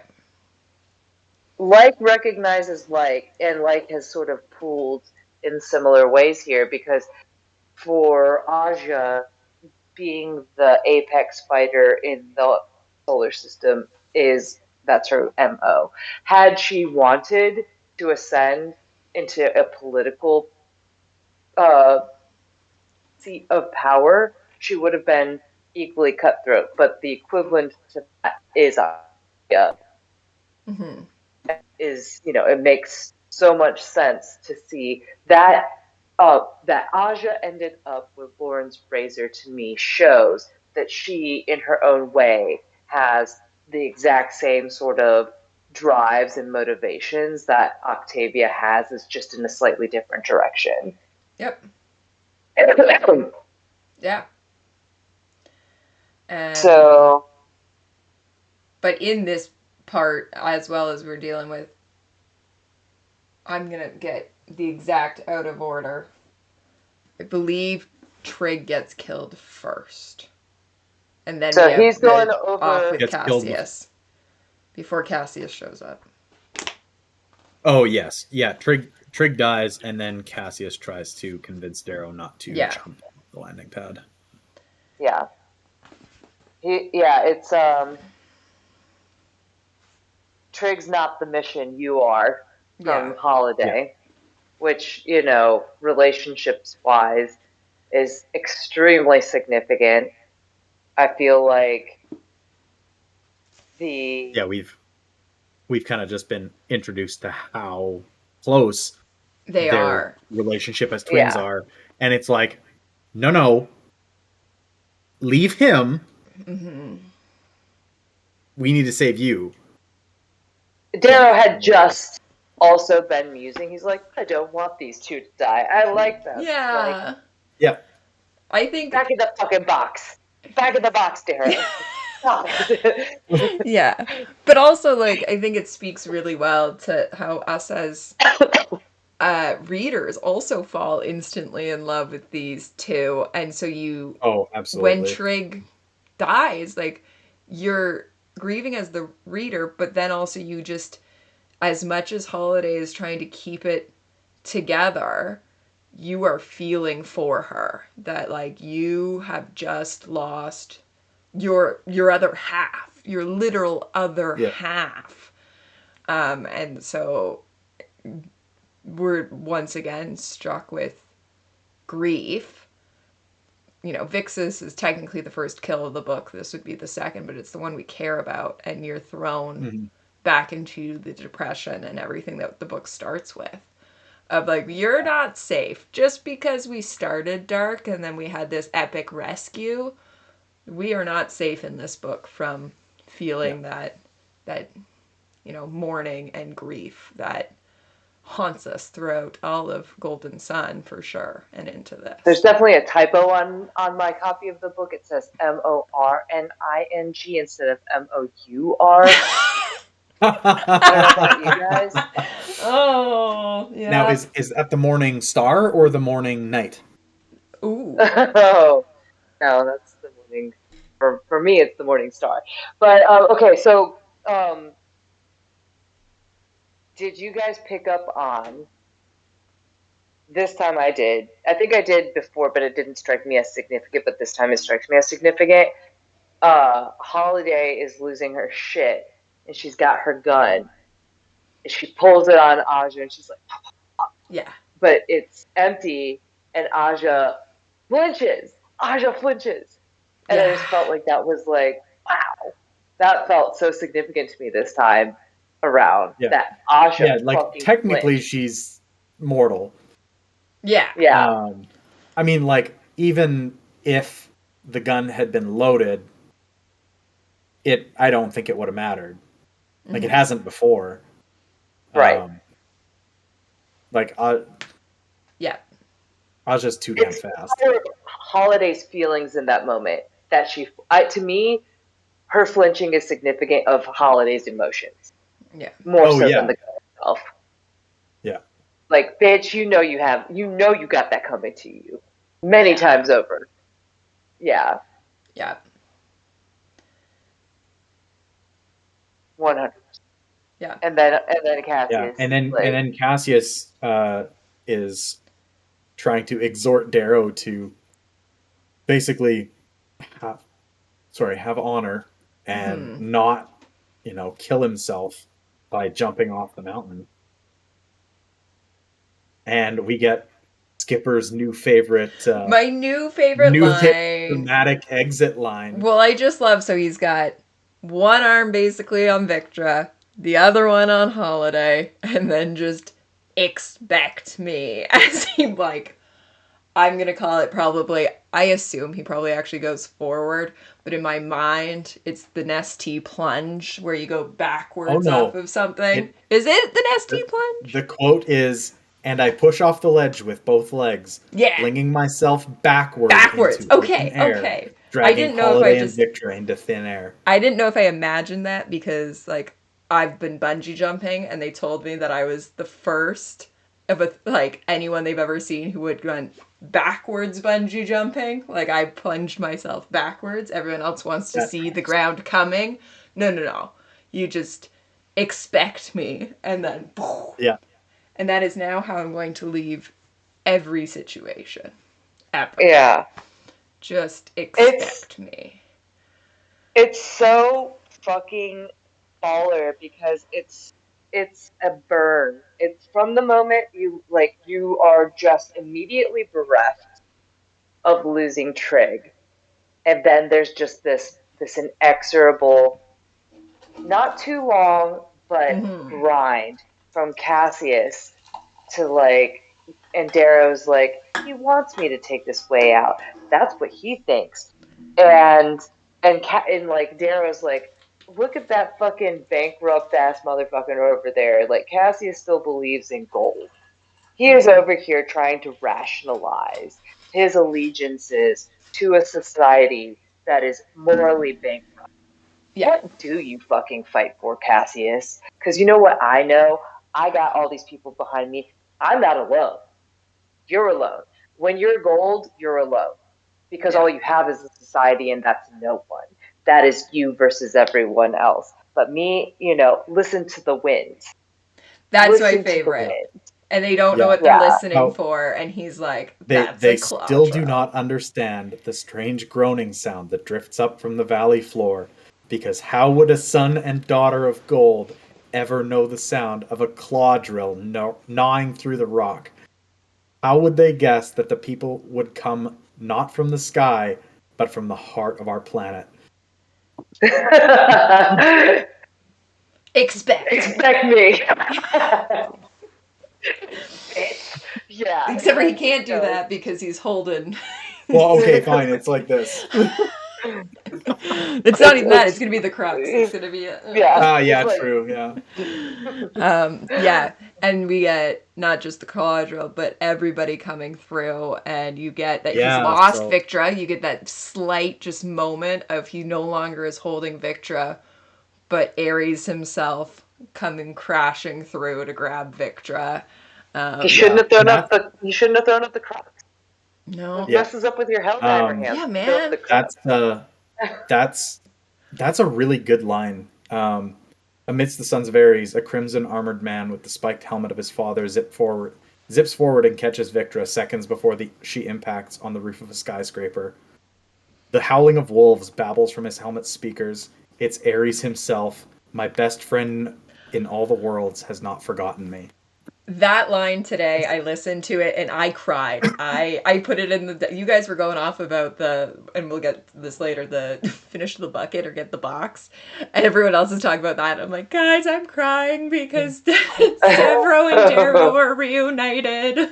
It's just that line of like, my best friend in all the worlds. And you're like, oh. Dude, yeah, completely. He knows. That chapter starts out with a description of the claw drill. Do you have that, Crescent, in front of you?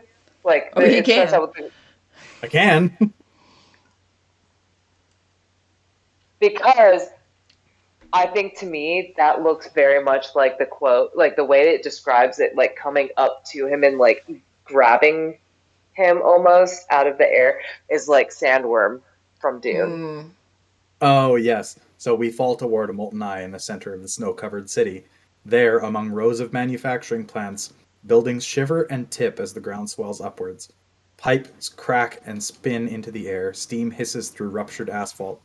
Gas explosions ripple out in a corona, threading lines of fire through the streets that buckle and heave, as if Mars itself were stretching 6 stories high to give birth to some ancient leviathan. And then, when the ground and city can stretch no more, a claw drill erupts out into the winter air, a titanic metal hand with molten fingers that steam and grasp and then vanish as the claw drill sinks back into Mars, pulling half a city block with it. So it's just this giant hand, basically like aliening out of the city and pulling back into this giant tunnel. And it just, and like almost like the alien stretching and birthing forth, it births forth the sons of Ares. Have y'all seen the new Dune by Yes. I have Villeneuve? not. I have not. My bad. My Yeah, bad. all good, all good. We'll do a Crescent, watch party.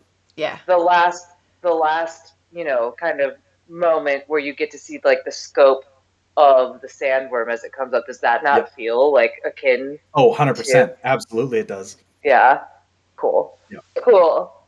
It's not just awesome. you. All right. Good. Yeah. Good. All right. I feel vindicated. Let's move on. Nice. All right. Well, after that, like, we get the epic. Oh, yeah. You know, they're rescued, and then we get much slower paced, emotional. We're safe, but we don't know what's happening as we wake up, and Mom's there, and Neryl's there, and they're all. We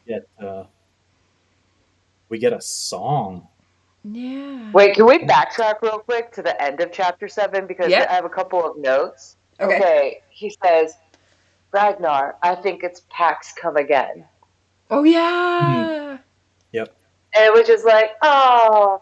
Pax. But I'm also like looking at this, I'm thinking to myself, like, that seems sus.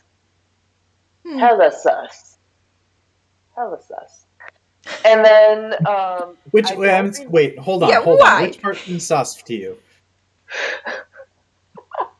Wow. Yeah, we're cutting this piece right here. Or I'll bleep it absolutely. out. This is gone. Yeah.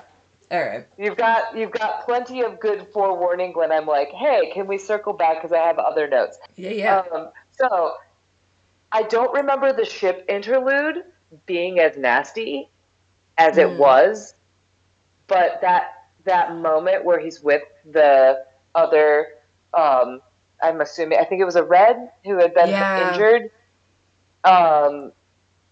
It's giving World War I and trench warfare, like aftermath of trench warfare, like big time. Yeah. I just thought it was really just like the beginning of the book and the sort of like interstitial headspace that he's in there. This feels like a very interstitial headspace. Completely blocked it. Yeah. And it's a pretty short interlude too. Yeah. Like it's just quick and brutal, and it kind of just shows like, yes, Darrow made it somewhere that's theoretically safe. Yeah. But it's not safe for everyone.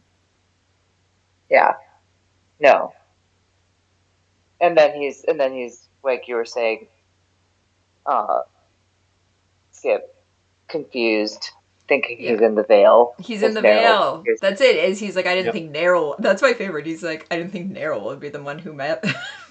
Where's Eo? Like, what? Whoa! Like, Nerl was a good guy in the end. Yeah. Not this bouncy violet shit. Yeah. Yeah. Dancer said this was one of his favorites. Yes. Yeah, that's right. They're reading.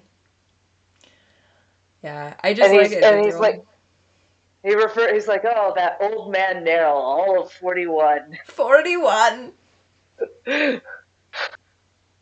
So I feel like that's an ongoing like trend in the den for us to just be so offended that the majority of the den is around Neryl's age during all of this, and we just keep getting like more and more rubbed in the face of like 35 and old and tired, and now it's old man at 41.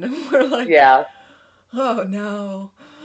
Well, at least we can say Misery Loves Company because it's definitely Pierce's in that age bracket too. By he's Yes. only what? He's Yeah, 35. he's Yeah, definitely he's 35 yeah. this year. Oh, so Um, old, so tired. yeah, bereft of almost all shreds of life. The Yes. vitality has long since left the bones. Which is an interesting thing, and I only just learned this now. It's an older interview for where we thought that between Dark Age and Lightbringer was not going to be as big of a gap.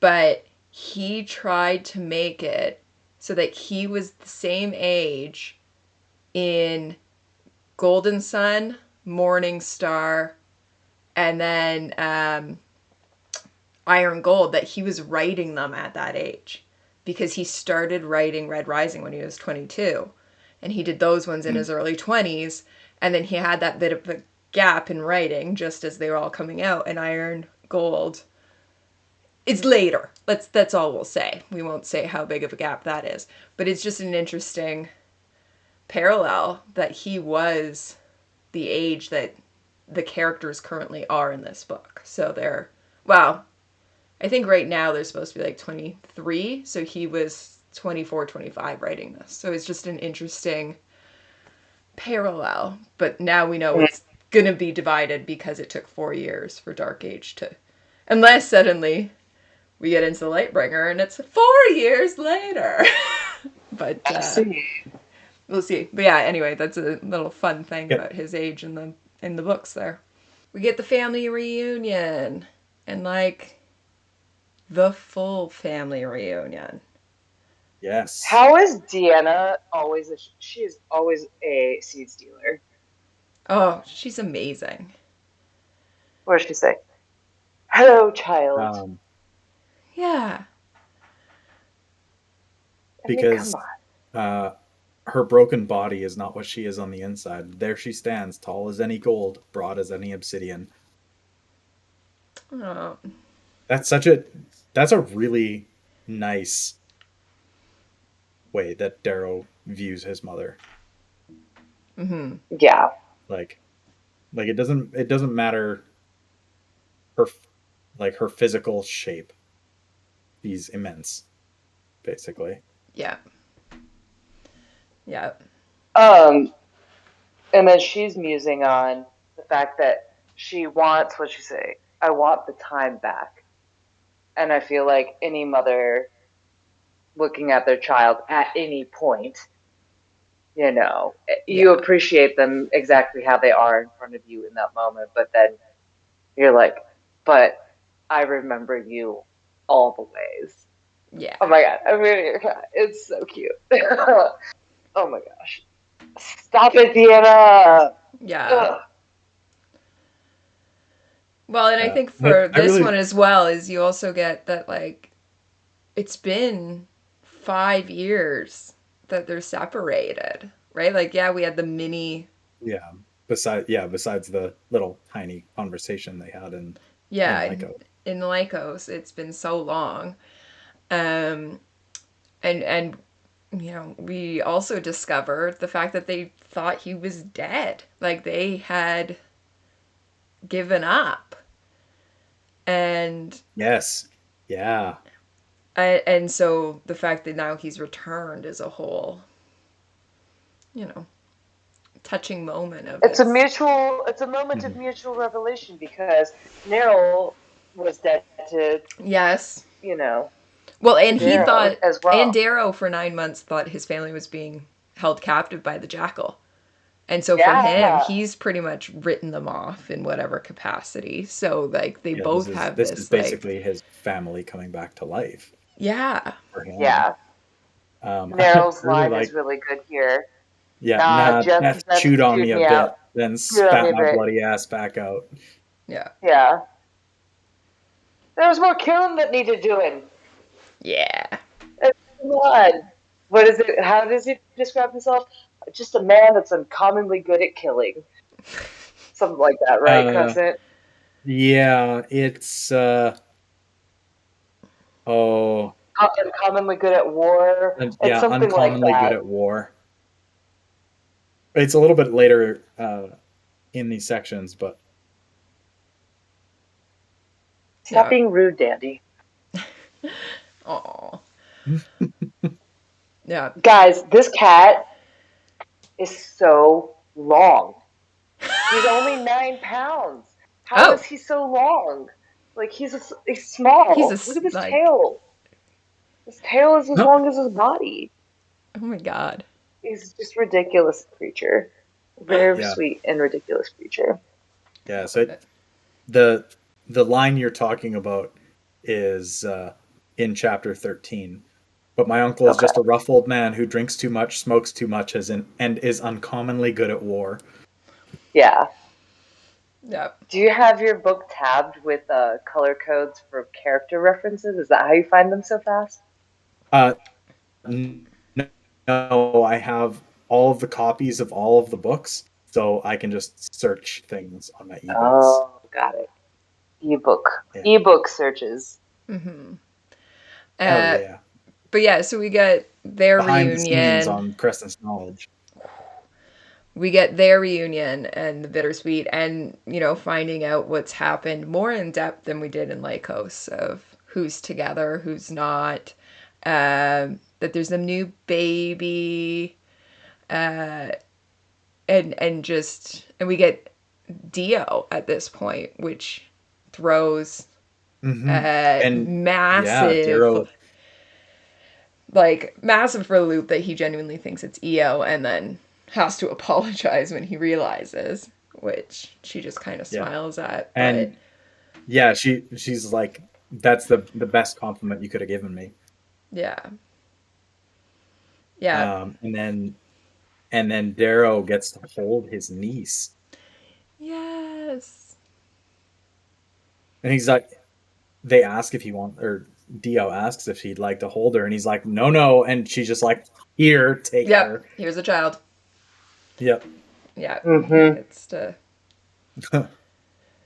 Yeah, yeah. We kind of So in this. there's Oh, go on. go for it. Nope, skip. You No, go for it. I was gonna jump to the other two uncles. So yours is probably gonna come before I jump to the other two uncles. Yeah, I'm backtracking. I'm still Yeah. back where they're. I'm still back where they're because this is where they're talking like kind of Neryl's jumping the shark a little bit and kind of trying to talk outside of like just the reunion, and Yes. Deanna and Darrow both kind of like, no, I'm gonna just chill with that for a second. But he talked. That's where the EMP was supposed to get the Bone Riders comes from, is here, and Yeah. then um, and Darrow is like, wait, you were there, and he's like, well, who do you think led the team? It Yeah. Yeah, was it Lycos was blood. Lycos blood. Yeah. Yeah, Yeah. and I just feel like going back to those beginning moments of Darrow, like re-identifying himself with Red, and then like just having that tie-in with um Lycos being, who Yeah. Lycos pulled him out figuratively in the box. Lycos pulled him out literally in his moment of greatest need, and I Yeah. thought that was a very beautiful balance point. Yeah. I think I think that there's a really cool um I don't know if it's parallel, but his his view of Neryl in Red Rising is like, wow, like he's a drunk, he's scared, he's like he never wants to take any risks, and then in Morningstar he's like, yep, guy's kind of a badass. Yeah. Third biggest And I love figure in it. the room after Ares and Ragnar. Yeah. Yeah. Well, I think Cult it's one of hero. those things when you grow up and you realize who your parents are. And we've seen Darrow now go through this of who, his mom is aging, and you start to see your parents in a different light. And now we're seeing it with Neryl, who is essentially his adopted father because his father passed away. That it's this like there's more layers to you. You just don't show it to the world. And you know, as an adult, when you grow up, there's just different family members that you go, oh, I got to see one view of you. And it actually turns out that there's several. Yeah. We get a lot of information here as it relates to the rest of the book. Like, we find out that Darrow had a heart attack, which seems to be an interesting note. Yeah. We find Dancer again. The darkness starts creeping back for him. The PTSD is there, and Yep. that's like the first of a couple of different notes of that. We find out that Harmony is the person that gave up Darrow because she Yes. turned on Yes. Kitchener for being gold. Yeah, this is So the moment. I need to address, because in the last episode I was like, it's not going to be Harmony, because I had totally forgotten, and then I read it and I was like, oh, it's Harmony. Because I was the one who was like, she wouldn't have, like, she hates the golds, and then we just discover that she's at that point in rage and in everything, that she just will do what she thinks is best without actually big picturing it. And it's Harmony that gave them up. Yeah, so like in the first episode of Golden Sun, like our first episode of Golden Sun, we talked about it briefly, about how the thing that caused Harmony to go rogue had already happened. Yeah. And this is when we learned that it was like, that's the culmination of this. Yeah. Yes. Or this is the culmination of that. Yeah. Yeah. Words. Yeah. Words and alcohol.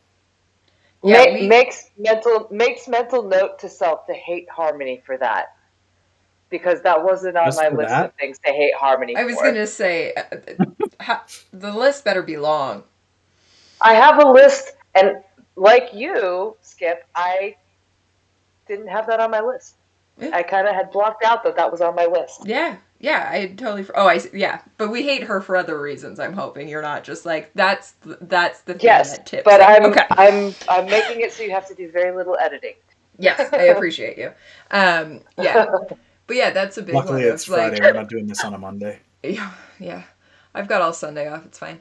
But how about the ego killer of like, we thought you were dead, and we stopped looking for you. Yeah, which we learned that Severo is the one who didn't, and they all were like, you're obsessed, you're wasting time, money, and lives doing this. Yeah, give up the helm. Like, let somebody take over. You're going to get yourself killed trying to find Darrow. Like, lost thousands trying to save him. It says that. Yeah. Which, I mean... Because they tried to rescue him at the execution. Mm-hmm. And it was a false... Yeah. It was a trap. Yep. And then a false execution. We discovered that. Right. So. Or who said folksecution? Oh. Who said that today in the? Oh, give me a second here. FF. Was it in the? She doesn't have a Howler's name. It's that one. It was FF. She does not yet have a Howler's name. Yep. Well, thank you, FF, for that. Yeah, folks execution.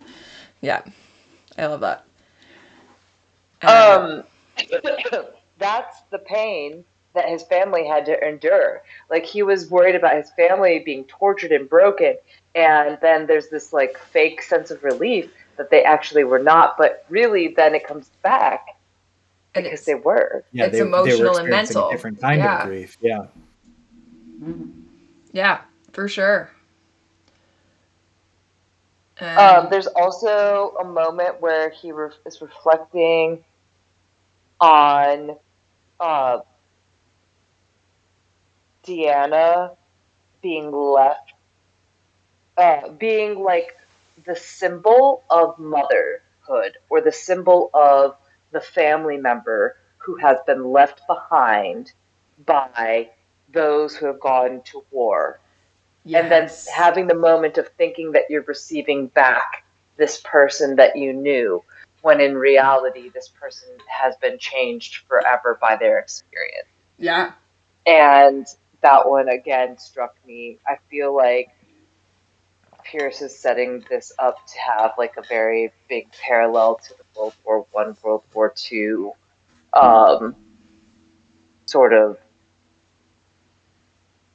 how everyone pulled together against for the purpose, for a greater purpose, and that sense of purpose drove people to just, extreme self-sacrifice. Yeah. And then what happens to those left behind. Yeah. Yeah, for sure.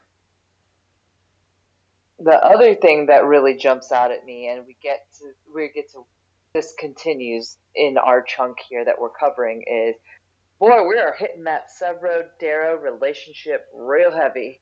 Yes. Real fast here. Yeah, Best we're very friend. much learning that Severo doesn't seem to have a handle on things. Mm-hmm. No. Yep. Which is where so we don't. I was going to say we get his entrance at this point. Severo? Yeah, we get the Severo entrance. Severo and Ragnar. Which I just love it. It's like, we were told to knock. And he's like, are you kidding me? Like, it's just clearly, again, I want to know the last 9 months that have happened, because the two of them are just bickering. And Ragnar being so...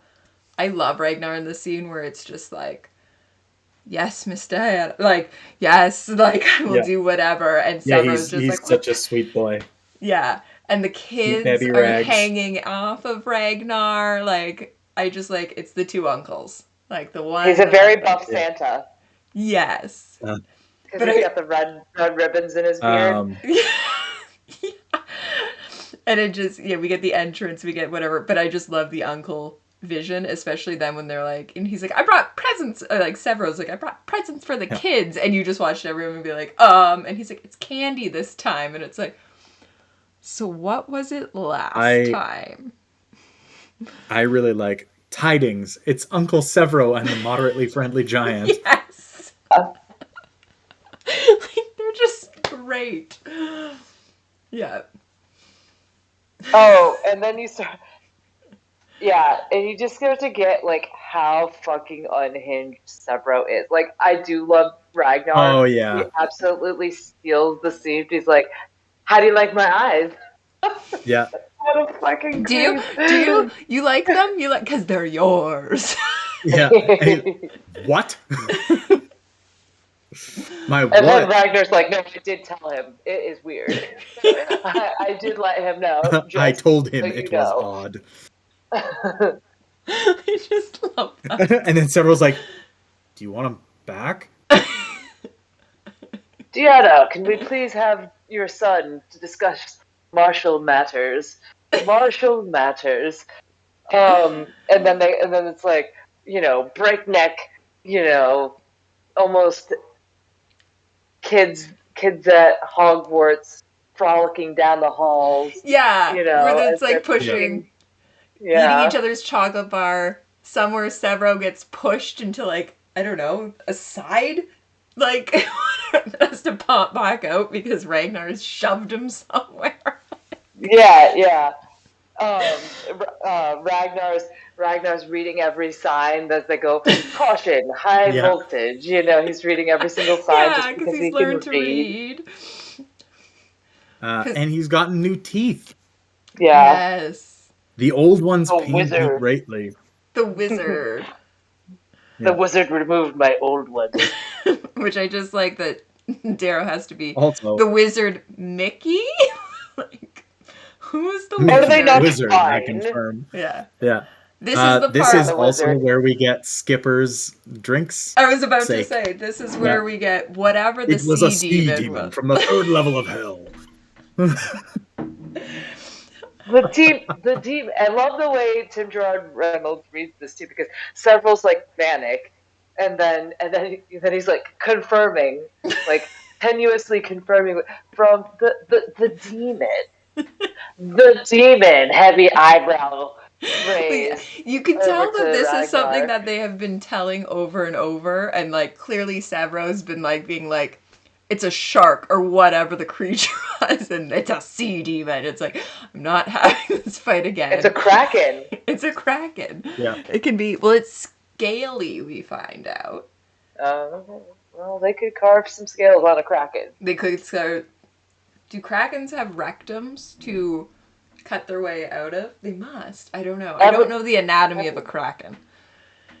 No, they have I a will not be cloaca. so bold as to say that everything has a rectum, because roaches produce butt chocolate to seduce their mates. So Okay. if that can happen, anything can happen, and If- I do believe, I'm sure there are things that don't have rectums. If an That's my octopus logic. is anything like a kraken, Yeah. a kraken has a cloaca. There we go. All Yeah. right. Why do birds Which have? I guess is a multi-purpose why do opening. octopi and birds have cloacas? How did that evolutionary? What is it called when there's like two There's things that track? evolutionary parallel. Yeah, there's another. They have beaks. There's another one. They Yeah, do they have also do beaks. have beaks.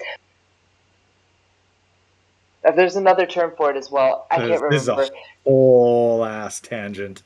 Yep.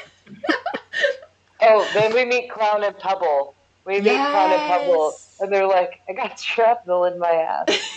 Thanks. Yeah. I'm on my Yeah. way to the infirmary. See you But later. that's, yeah, but I love the Clown and Pebble moment because we know that Thistle's switched. And he, at this point, has not seen anyone that is either not a red or didn't previously know that he was a red. Yep. Yeah, this is the moment of somebody like, who you're is still accepting him. here. And they're like, yeah, we thought about it. And like, sure, why not? Right? Like, Yeah. this Like is the he moment. knew ethereally, but this brought it into the physical for him, right smack dab in front of his face. Like, we'll talk about the fact that you lied to us for like a handful of years later, but yeah, we helped pull your family out. You're cool. Yeah. Now I'm gonna go Suds get this didn't even shrapnel bat out of an my eye ass. when I told them you were a ruster. Yeah. Yeah, so that one's our first kind of dive into like, there is people that just go, oh, cool, and move on. Because we're going to see throughout like, as he has to slowly reveal. Yeah, well, like, it's I been do revealed think- for him, but slowly have these conversations about what is your actual emotions and feelings about this. Yeah, it's like Severo when he learns, it's like, fuck it, you like me more than anybody else. Yeah. Like, I'm in. Yeah. Yeah. I think we also are starting to get a sense of like how extremely motley of a crew we've pulled together, and how that, while it is definitely a strength, I think if you're looking at it from a bigger picture, like what is happening. Okay, here's this little cute little microcosm of a moment, but what's happening around this moment? If you allow yourself to step back and look at the bigger picture, it's troubling. Like, wow, that's some really casual behavior for people who are like in the middle of a fucking guerrilla warfare war. Yeah. Yeah. Yeah. I'm glad you guys can joke, and I'm glad you guys are good at killing. But also, jokes aside, do we have a plan? Actually, I think that Darrow starts questioning, because that becomes a theme kind of over and over again from this point on. I think it actually begins in the previous chapter. I think kind of Darrow is pulling back and looking at the men from his family and thinking to himself, like, well, what happens when we tear? Like, this is what happens when the structure's kind of been torn down. Yeah. What happens when we really tear the structure down? Yeah. Does Sever know? He starts to think that, like, Severo's basically just holding on at this point. He's not directing anything. He's just kind of, you know, well, he calls pouring himself fuel on the fire. several calls himself a terrorist warlord. And Yeah. like so he alone understands like his job is to make things happen but not the follow up. He doesn't have the answers of what is the long term. It's just the react, react, react. They don't have the person to make those long term decisions. Which Yeah. is around this part is when we it's more at the end of this, but still when, the person who would make those decisions is Mustang and she's not there. But we Yep. do learn that she's not working with the Sovereign. She's on her Well, own. she's at least in the room. Yeah.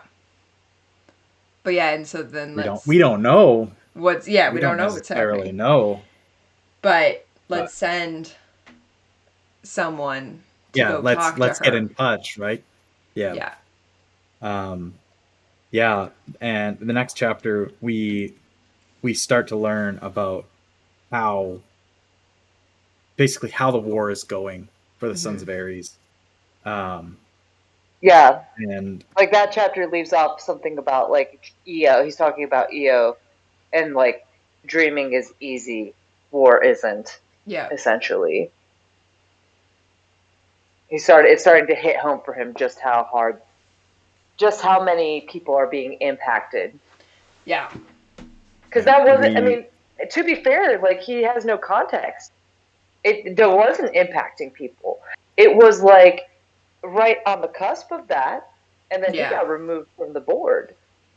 And now he's stepping in, and now he has reasons to be contemplating those things. Yeah. yeah, and then this is when we learn that Roke is now basically a prodigy of What base what warfare. what do they call him on the The HCs? Is the poet it of boy or Deimos. whatever? No, but then it's like the hot it boy or whatever. Like it's as if it's like TMZ is talking. There's the phrase that it's Yeah, on the HC of like the hot like new thing or whatever. I just I love think it. it's the Did That's y'all heartthrob. watch The yeah. Expanse at all? I've read Did them. I y'all haven't I'm read watched or partway them. watch into it? it. I've read I've them. listened to them. Yeah, Yeah, I feel like this is a theme that is kind of speculative fiction, sci-fi. Like, why would our way of doing like media, except for adding more experiential components to Yeah, it, why would it diverge from something that's wildly for successful sure. for trapping our attention, and dumping chemicals in our brains that immediately Yeah, hook us, for sure. you know? Yeah. So yeah, I was always struck by that too, for that same reason, and it's one of a few different like reading touch points for me that's made me think to myself, yeah, the status quo isn't really going away. No. Our current way of interfacing with media is sticking around. Well, and even and it's been around for so long of, the heartthrob, whatever. And like I'm gonna keep making Nelson references, even though I understand that most people don't actually know the story of Admiral Lord Horatio Nelson and the Battle of Trafalgar. But he was, and like that's who they compare Roke to the whole time. He was the hot thing. And in like people were obsessed with him. Like we fully know who his mistress was. Like he was in the tabloids all the time, and that's now what we're seeing of Roke. Of it is a perfect parallel, and that was 1805 is the Battle of Trafalgar. So like you have that still from 1805 to the present day to and it's like this is who can lead us into war. This is who can man the ships and lead the fleet. And it continues to like he's this hot young thing that people just idolize and throw themselves at. Yeah. Yeah. And we get the fact that there's like a pretty strong alliance between Roke and the Jackal. We get that Virginia's alive and that she has gone out to the outer planets, and then then there's just like this several paragraphs worth of scope, scope, scope. Like, oh, you know that coup that happened in the garden? It didn't just happen in the garden. It happened all the way out to the rim. Yeah. Um, Oh yeah, we find out the Rim children who were being held captive on Luna escaped. Yeah. They killed Rebus Al Ra, which sent the Moon Lords into a tizzy. And then we find out that, you know, it's all of the second moon uprising. Yep. Which puts 60 years after the first. Right, and that puts into play the resources of all the four major Jovian moons, and then he says there's hundreds of millions of inhabitants. There's like at least four of the. I'm assuming he's talking about the Jovian moons, four that have like over 100 million inhabitants, plus all of the other ones, plus all of the bases and all of their fleet resources. But now we find out Roke's got a moonbreaker.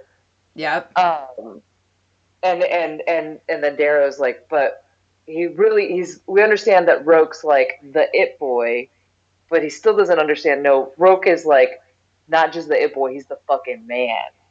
Yeah. He's the man. Yeah. Like, because he's like, they would never send the Ash Lord back out there. And they're like, yeah, no, that's right. They sent Roke, buddy. Yeah. Yeah, and Ragnar's like he's they call him the poet of Deimos. Yeah. Basically, he's untouchable in space. He's good at three things: whining, stabbing people in the back, and destroying fleets. Yep. Yep. Thank you, Pierce, for spelling it out for us. Yeah. Through the mouth of Sevra, right? That's Sevra that says that. Yeah. I think. Yeah. Yeah. The other thing that I thought was fascinating was and in a gruesome way, the mass executions that are happening in the mines. Yep. Yep. And just in general, Adria's trying to control a planet. Yeah, I mean, there's some other series of books that I like that are very kind of brutal in a similar way, and that I think the reason why I'm saying this like I like it, because obviously I don't like it on a human level, but I also like it from a pragmatic, maybe I could be a dictator of a small planet one day myself kind of level. Is that it's just when you get that many people and you are trying to control that many people, like pragmatically speaking, like these are some of the moves that would have to happen. So it would be sort of hard to believe that all of this moving and shaking is happening in the solar system without death on that scale. Right. As hard of a pill as it is to swallow. Yeah. Which I greatly appreciate, and we'll see this throughout the next few books, of it's not just, hey, great, we caused an uprising, but what does that look like? What are those next steps? What consequences does that have? Yeah, that you can't, like, you need a leader in one way or another, even if we live in a true democracy. At the end of the day, you gotta have, you know, even just someone telling you when to go vote. Like, if we're in a true democracy that we're gonna literally vote on absolutely everything and everyone get the same say, someone at the end of the day has to say, great, we're voting on Thursday. Like, what does that look like? Who is that? What are, you know, who sets up the voting polls? Whatever. But, like, if you're not even going to get into that level, because this is a world that has not had democracy in that's not act hundreds of years. Yeah, they're not going to. And even present day, we don't have true democracy. We're not back in the days of the Greeks. They literally was the stone in whichever one. But, you've got to work it through. Of like, that's great that you overthrew one group. Well, who's going to move in? And who's not going to, and Star Wars covers a little bit of that back and forth. But I really appreciate that that's the big deep dive we're getting into right now is the what happens when you overthrow something. Yeah, Yes. exactly. What happens when a power vacuum exists? Exactly. He's in these chapters that we're discussing that he, just like the relationship with Severo and Darrow, there's a couple of things that he is really going over and over and over again. And yeah, we've discussed my thoughts on this. Skip, Crescent, you haven't been privy to them, but when we get to the end Rude. of the book, we'll talk about it. They released what else? What else we got here? They released the carving. Release the carving. Yeah. Which and Darrow's like, how fucking dare you? And Yeah. he just loses and he leaves. Yeah. And he's like you had no right, basically. And Severo's like, it was the only option I had. I wasn't gonna let you disappear like my mother. Yeah. Why do you think he was pissed off about that? Because to me, it makes sense too. I agree that it makes sense if you are with the people who thought that Darrow was dead. But I think Darrow's still holding that of that, like, you outed me. I should be able to tell people on my own rights and not understanding that this is bigger than him. Like, he's still in that, like, this is about me and not he's being a little precious. Like, yeah. And rather than this affects the whole solar system. But to those who knew, like, we thought you were dead, we needed to call together and understand, like, make the colors understand. It makes perfect sense. But I think Darrow is still not understanding. We go back to just before the Iron Rain, where he doesn't get that it's about everything. He's still taking it on about, like, what if I fail? And it's like, it's the idea of you that needs to go on, not right. Like, it's bigger than you. Yeah, I think it's just more that Darrow is. Yeah, he's shocked by that control being taken away from him. Yeah. Where it's no longer his decision. Everybody knows whether he wanted it or not, and there's nothing he can do now, and so he takes a walk. Yeah. So as someone who has a personal, by the way, all this coughing, my lungs are still messed up from when I was sick. I do apologize, but no worries. That's okay. So all of the there's the emotional investment that he has in his ability to share that story, but also probably from, like, a larger picture perspective, he views it as a piece of power play that he no longer has the control to make himself. Mm-hmm. Yeah. Okay. I get that. That makes sense. Yeah. That makes sense. Yeah. So after Darrow and Ragnar have their conversation looking over Tino's, we learn, which I love. That's just Ragnar's such a, like, sweet, loving. Like, I can just see them. Yeah, it's just their like feet, just. Yeah, I was gonna literally say just the feet kicking off the edge of the hanger with his enormously large shoes, like. Yeah, we learn that Ragnar sent people to the spires to talk to the Valkyrie. Yeah. To let them know that, like, the Golds aren't gods. Like, yeah. And then we get Darrow meeting with some of the injured sons, and and we get the dick jokes. Yes. Yep. Can I bring a a less lighthearted thing Yeah. into this before we get into I the dick suppose. jokes, because that is all very, I don't want to take away from that. I want to get there and just enjoy it, because we're kind of like ramping up from here for a moment. He says he doesn't feel EO anymore, Yes. Mm-hmm.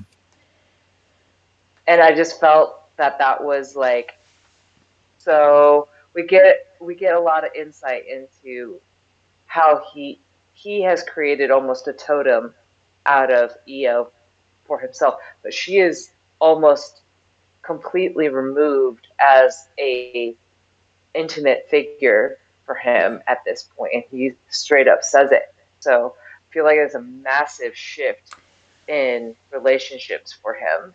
Yeah.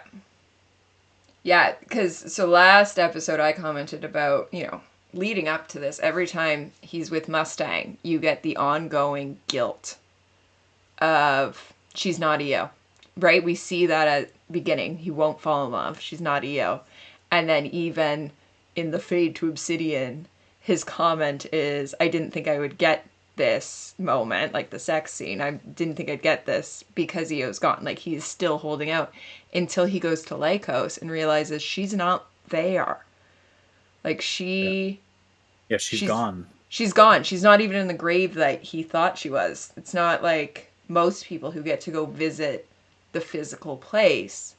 She's not there, and now is being created into something that he doesn't even know, right? Like they keep calling her Persephone because it's the song of Persephone.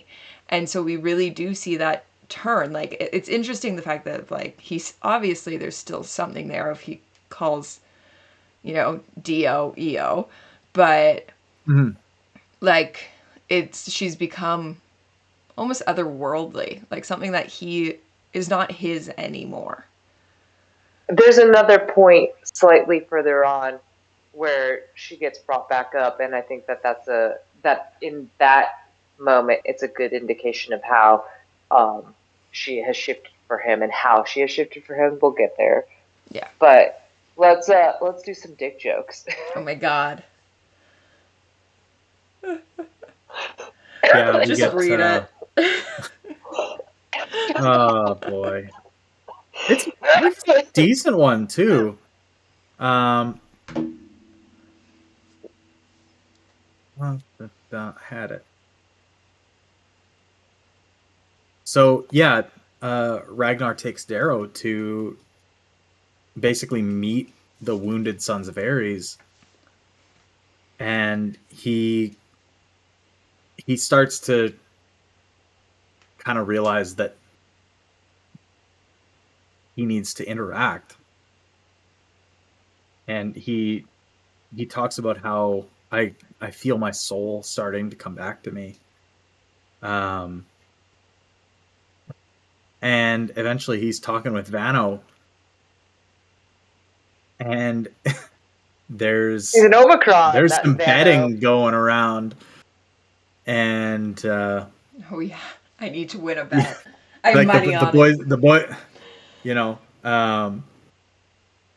boys have been wondering, did you get to keep it? Keep what?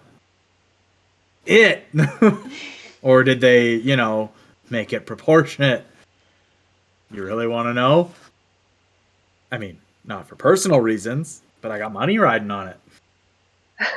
Well, if you really want to know, you should ask your mother. That's so It's not good. even just a dick joke. You know, It's also a your mama joke. it's a your mom and dick joke tied together in the crux. And yeah, and then where is it? Is it the quote about the names? Yeah, I was gonna say, and in that tiny moment, the mood shifts. The suffocating sterility cut through with amusement and crude jokes. It fills me with energy to see the shifting tide and realize it's because of a single laugh. And then That's what I and have. this is where I thank Jove that I have a good memory on me. Forget a man's name and he'll forgive you. Remember it and he'll defend you forever. 100% have that all. It's Yeah. so good. I mean, I think at one point in the den we were discussing like leadership and being on a team. Yeah. And this is just like he hasn't really fully stepped back. He hasn't stepped back into leadership on an administrative level, but it's clear that everybody, like, for everybody, that's the leader. I mean, Prig says it from the beginning. He's like, I mean, yeah, Ares, but I mean, like, this is like the soul right Yeah. here. This is the soul of what we're fighting for right here is Darrow. Yeah. Yeah. And then he gets to the end. We get to the end of that chapter. They got to discuss some shit. He's got 3 requests, and he spells out 2 of them, and they lead off with like an ellipsis into the third, and then we get Victra. Yes. Yes, we do. Do you guys have anything else before we get to Victra? No, I think I I'm good. don't think so. Except for the fact that Darrow tells Dancer, he's like, "You need to bring Nikki back. Yeah, Yes. No more of this anorexic scarecrow shit." Yeah. yeah. Yeah, which they have a whole discussion about whether or not he can just build the muscle mass or but yeah, Yeah, it's you need to make me a it's pretty god again. quick. Yeah, it's like, I need you to bring Mickey back. I need him to make me into a weapon. Um, and Dancer says, "You don't need a carver. You need calories. Like in your state, it could be dangerous." And then Virani has been consulting with him anyway about your condition. He'll be tickled pink to see you. Yeah. And then the last request is, "I have a feeling you're not going to like this one," and it's Victra. Yeah. Which so we go in and they've got her fully chained to the bed and Yeah, she's the even one her watching paralyzed limbs. yeah. And she's watching the HC because she's got pretty much Which nothing which else is to do. this This is is when we where find out. Roke is called the heartthrob of the gossip circuit.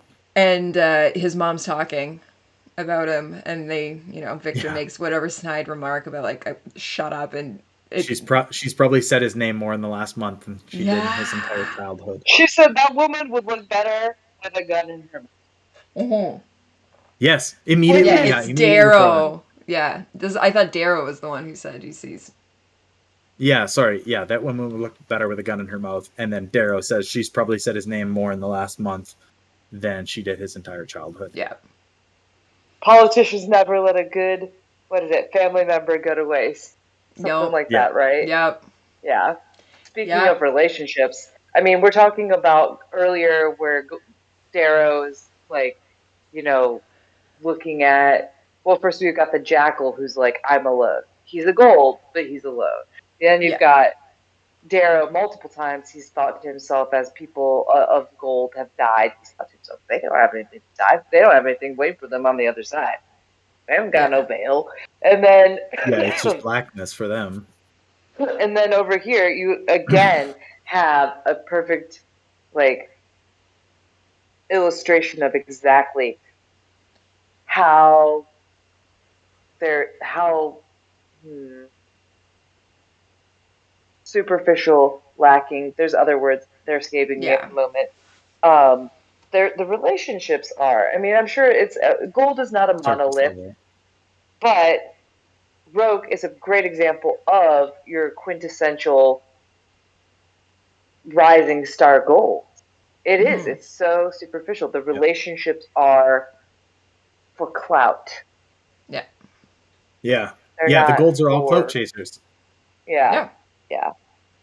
yeah, But yeah, we do get the Victra big discussion about you know their friendship and her kind of still being defensive and like I didn't Yeah. ask you to save I me. yeah. I didn't like Yeah, her way of washing her hands of Trig's death. yeah, was I didn't Um ask you to save me and goes on and on along those lines of I wouldn't have cared if, you know, you Yeah, told she's like, me. I would have protected you Yeah. if you told me who you were. Like I value deeds, not words. Yep. Um, And then the interesting thing in all of this is that this is the moment, like, we know Victor flirts with everybody and they've had their back and forth, but she directly calls out, like, did you tell Mustang? Why not me?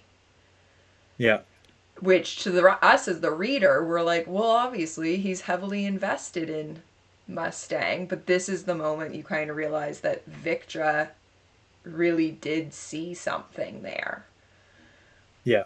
So yeah, Victra says, "Why her and not me? I at least deserve that." And Darrow says, "I don't know." And Victor replies, "It's because you're a liar. You said I wasn't wicked in the hall, but you think it deep down. You never trusted me." Yeah. And yeah, Darrow admits, he's like, "No, I didn't. That's my mistake, and my friends have paid for it with their lives. That guilt was my company in the box." Yeah. And then he's like, "Will you be my family?" Yeah. Yeah, And she straight up, though, I don't need family. Like, she's still like, no, I don't need that.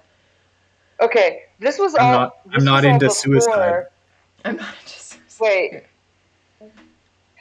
was this was all after she goes on her spiel about like, oh, should I get mad because the mouse finally fought well? Yes. Yes. Yeah, That she doesn't get why the Golds are, like, shocked that the Reds would rise up because we've been treating them this way and fine. Finally, the mouse got good at fighting. Like, kudos to them. Like, yeah.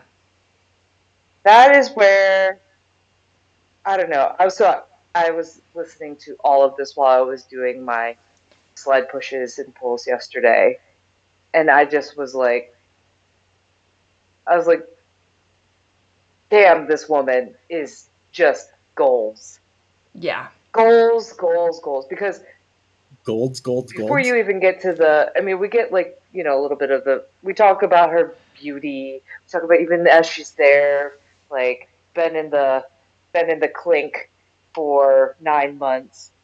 Uh, she is beautiful.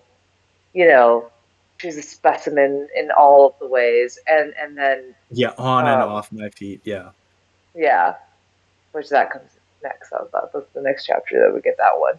But she, God, like she's legit. Mm-hmm. Like we knew it, we've known it, we suspected as much at any rate from her crawling over to him, literally shot in the back, Yeah. and trying to let him know that she was his homie, and nothing was going to yeah. change that. She was the realist. Yeah, the absolute realist. And then I don't know that I forgot how it comes off. It's like she delivers it all very nonchalant, but the gravity of Yeah, that is like, to me, you have Mustang as this aspirational goal of this striving to be better. This is why golds are worth being incorporated into the fold and not just railed against. Yeah. Mustang. It's not just Mustang. Victor has absolutely no reason to not be just like Antonia. Yeah. Zero reasons. She just is a good fucking human. Can't Yeah. tell a lie. Yeah. yeah, absolutely. Also, Skipper, how are you getting out Victra stand? Oh, Oh yeah, what? dude. You're getting I outstand when it know. Oh, comes by to stand. I know. I'm comes to supposed to be Victra. the. I Honestly, agree like with that's first everything, of all, but that's like, impressive. I Like, know. I but love her to death. um, But yeah, I mean everything. yeah, Yeah, 100%. That she's I just. already know. I'm speaking Victra's for top shit. me and Skip right now. Skip's just being gracious and allowing me to be the mouthpiece for our shared love. Exactly. Yeah, that's very true. Exactly. We Yeah. actually coordinated this in the Victra, den beforehand. Yeah. Victra is Yeah. absolutely the realist in Oh, this set of she's chapters. fabulous. I mean, like in every set of chapters, in but every like, set of chapters. Well, but and we're truly gonna for this get one, now. So she gets released, we yeah, and then and we we get get their them workout. building themselves back into peerless, basically. Yes, which I was gonna say in this Um, part we get her that she has just said she does not want a found family. Like I don't want whatever. But then directly after she's like, what do I have to it's do to like, get this yo, stupid wolf yeah, cloak? Like what's she what's a wants to girl be a gotta do to get a howler. wolf cloak? Yeah, She wants to be a howler in like the next chapter. She's just like, you know yeah, what? Fine, yeah. I'm in. It's like You're almost literally ridiculous. the next page.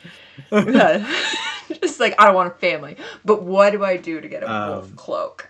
Like, yeah, also, I'm a perfect specimen. I On and off my feet. I feel like it's an indictment on his intelligence to not have been. Yeah, yeah, it's so good. absolutely. I just love it. Um, I love it. I really like um that they're doing bench press and Darrow finishes his set and Victor's like, all right, I'm up. And Darrow goes to take weight off and she's like, don't you fucking dare. Yeah. They are pound for pound going for it. I love Yeah. it. And he's Nearly like, it's probably 300 kilos. he's probably just worried about your self confidence. Yeah. Yeah, he's trying to build you back up. Yeah. Yeah, that's it.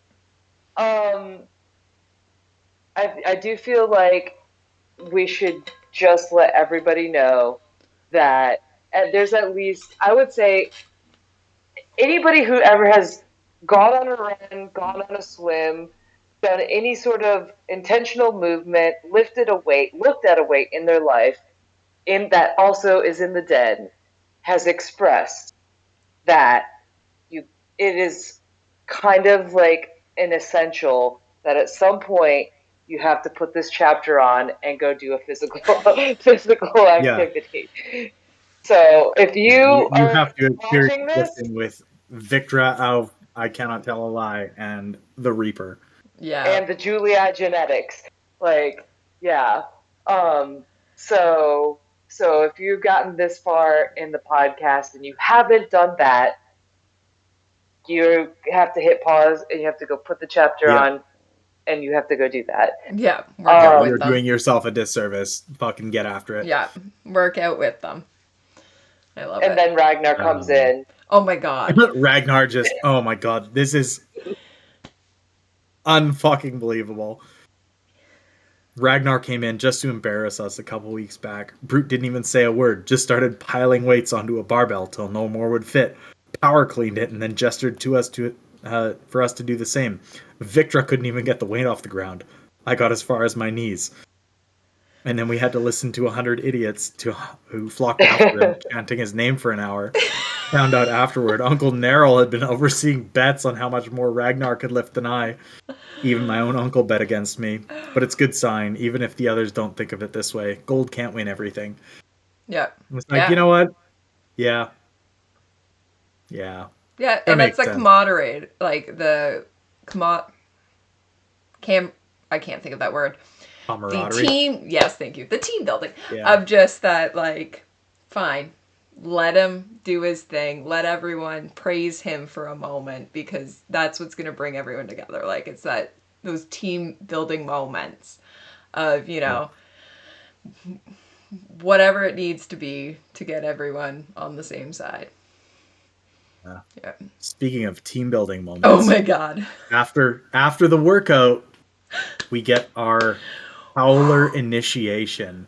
Howler Shout out to initiation. Mad Violet, Jinx, Yep. who is trying to recreate this IRL. Yeah. Jinx, you can Goddamn. miss cockroaches if you want to keep your teeth. That's all. What I'm hearing is Badger is striving for the box. There will be no bucket finishing where Badger is concerned. Dude, that's the thing. I fucking do it. You know I would. It's just give me another two of those full. That was no, you gotta everyone's chug kind a of full thing. bottle. Yeah, is you have to do a whole bottle first. So then at that point, I feel like even thinking about the roaches are I'm gagging. Here's my jam. Okay, Like- so y'all live in Canada. I live where roaches run free in your Yeah. house as side pets, and it is. Like she thinks we don't have them in Canada. I'm sure you have them because they are everywhere. Yeah. But the level to which you have them, please come down here and tell me that you have them to the same level. I mean, maybe in your big cities, in like apartment complexes, Yeah. yes. Everywhere, that is a yes. But in restaurants, but I'll tell you that. Right, restaurants and apartment complexes. Oh but my God. They're in the south of the U.S. where it is warm all the fucking time. Like, it is a great equalizer. It doesn't matter how much you spend on pest control, you're still gonna have fucking roaches. It doesn't matter how well sealed your windows and doors are, you're still gonna have roaches like this. And those fuckers are gonna take off in your face, they're gonna rear up high on their legs. They're going to turn their articulated heads at you. They're going to talk shit, and then they're going to fly in your face. And so in they're the going to South, talk shit, and then you get hit. yeah, man, it's aggressive. It's aggressive. And so, really, here's how I imagine the bucket going down: copious amounts of high-proof alcohol. Yep. And maybe even a slight amount of hallucinogenics. And then what normally happens when roaches are around is a shoo and a war cry. But the shoo is not coming into play. And so it is a war cry as I'm tipping the bucket into my mouth. And, Holiday's over here blissful as fuck. She's just like, she got the snake. I seen worse than this. She's got like her gray persona on, fully blacked out. She's been part of some drinking clubs in her life. She knows what's what. I'm just going into it completely war cry until I probably puke, and then rally and do it again. It's less war cry than war crying. Yeah. War gargling. War choking on the sounds war of my tears. own cry. Yeah. War tears. Yeah. I just like that it's like he Darrow tries to make Victra go through with it, and then he's like yes, that and then I realize what's happening, and she's just she's in the middle of barfing, and he's like, yep. Fuck. No. Yeah, but then you get the really sweet moment of all of them howling together, including Victor, who has just literally finished throwing up and just lets out the howl. And then the lights go on. I just love it of the parents walking in being like, what the fuck are you doing? We're running a cult. It's back to the EDM too, right? Because y'all referenced that the last episode as well, the nonstop thread of Howler EDM, which we have also in the den. Enigma and I are constantly doing the funk and the EDM and the just sickest, just grimiest beats. I am a robo seizure lover. Yes. That's my shit. Yes, 100%. Please, I want to imagine myself in the grimiest, that scene in The Matrix where everybody's kind of wiling out, pre-apocalypse style in the pit. There's that. Yeah. All the time. Love it. So then immediately after Darrow and Victra and Holiday getting absolutely fucked up, we find out that the Jackal's silent partner is Quicksilver. Mm-hmm. And we're gonna kidnap a Silver and crash an economy. Yeah. So we dip out to Phobos, where Darrow is getting his first mission with the A Squad Howlers. since coming back. And A squad. The A team. Yeah. And Oh. we're there's not too much that happens in terms of relationships in this section. We quickly meet Rollo, and we see some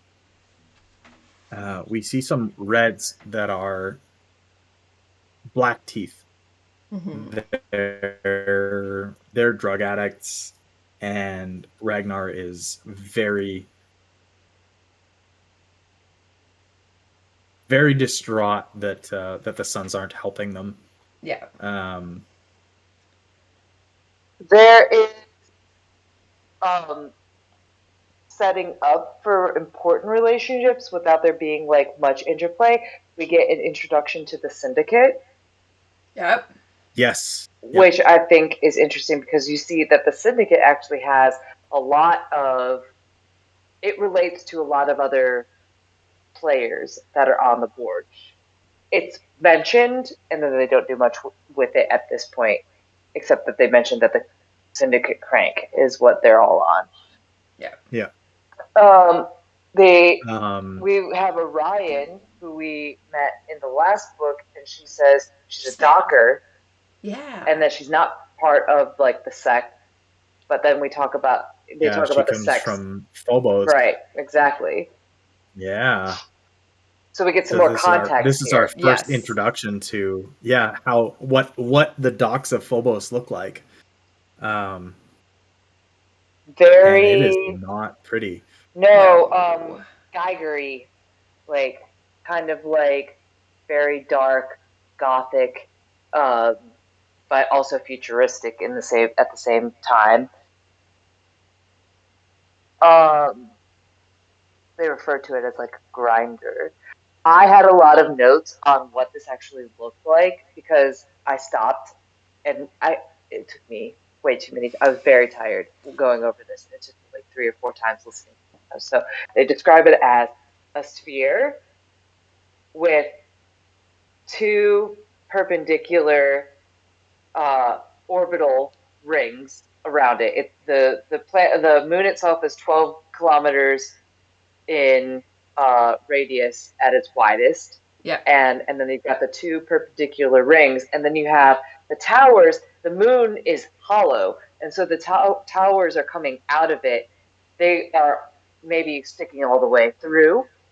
They might be stuck, a little under the surface and up, depending on how big they are, and that some of the towers are rising all the way up into orbit where the orbital sort of tram systems and docks are. Yeah. And I just thought that was it's almost literally a pincushion of towers. Yeah. Yeah, like I don't know if you guys had grandmothers who had the little tomato pincushion. Naturally, as one does. Yeah, where the full, like the actual sewing needle itself would go all the way through it, and then there's the pins that just stick in. Oh, do you have one, Skipper? I was looking. I don't know where that one is. But full. Yes, exactly. Yeah, exactly that. Yeah, that, but like a full ball. I do have one somewhere. Yeah. I just don't know. I have a lot of sewing stuff, so it has disappeared. Your cosplay things. Yeah. I just liked that I could just casually from underneath the desk pull out a full. It's good. My sewing kit's right there too. We're batting really evenly over here, Skip. Where I've got my stationery, you've got your stationery, I've got my sewing kit, you've got your sewing kit. Look at us go! Look at us go! It might be as if we're doing this from our offices. Maybe. But so, relationships-wise, though, I thought it was interesting to me that they talk about all this. There's 2 relationship components that I picked out of this. Victra taking a blow in her self-relationship when she's realizing that the company that is at fault really for bad business practices, predatory, let's say predatory business practices, is the Julia industry. Yep. All right. Yep. And then and then she really pulls back. Like she's kind of like going aggressive here. She's like, they're addicts, dehumanizing them from a different perspective, from the perspective of like having agency and the ability to, refrain from those things, as if a singular choice is the only factor involved, and then coming to realize that there's so much more at play, and that her family is directly responsible for this cascade of of circumstances. And then, actually, there's several. Then there's the harkening back to relationship that happens when Darrow's recalling his moment with Mustang on Phobos. Yep. Which sends him into the second time of having this alienation, or maybe even third time. I think this is actually his third time of feeling alienated in his relationship with the Reds. Yes. Because earlier in this chapter, he's like, I don't even know what kind of food they eat. Yes. Previously, he was feeling that when he was like hanging out with his brother and their children and everything. And now he's feeling that also, like, wow, before I was over here enjoying this aquarium with the orca in it, and this is what's happening around me. Yeah. Yeah, he says, I've traded 50-year-old wines and pink valets for a grimmer world with rusting bones and rebel thugs. This is the real world, not the dream the Golds live in.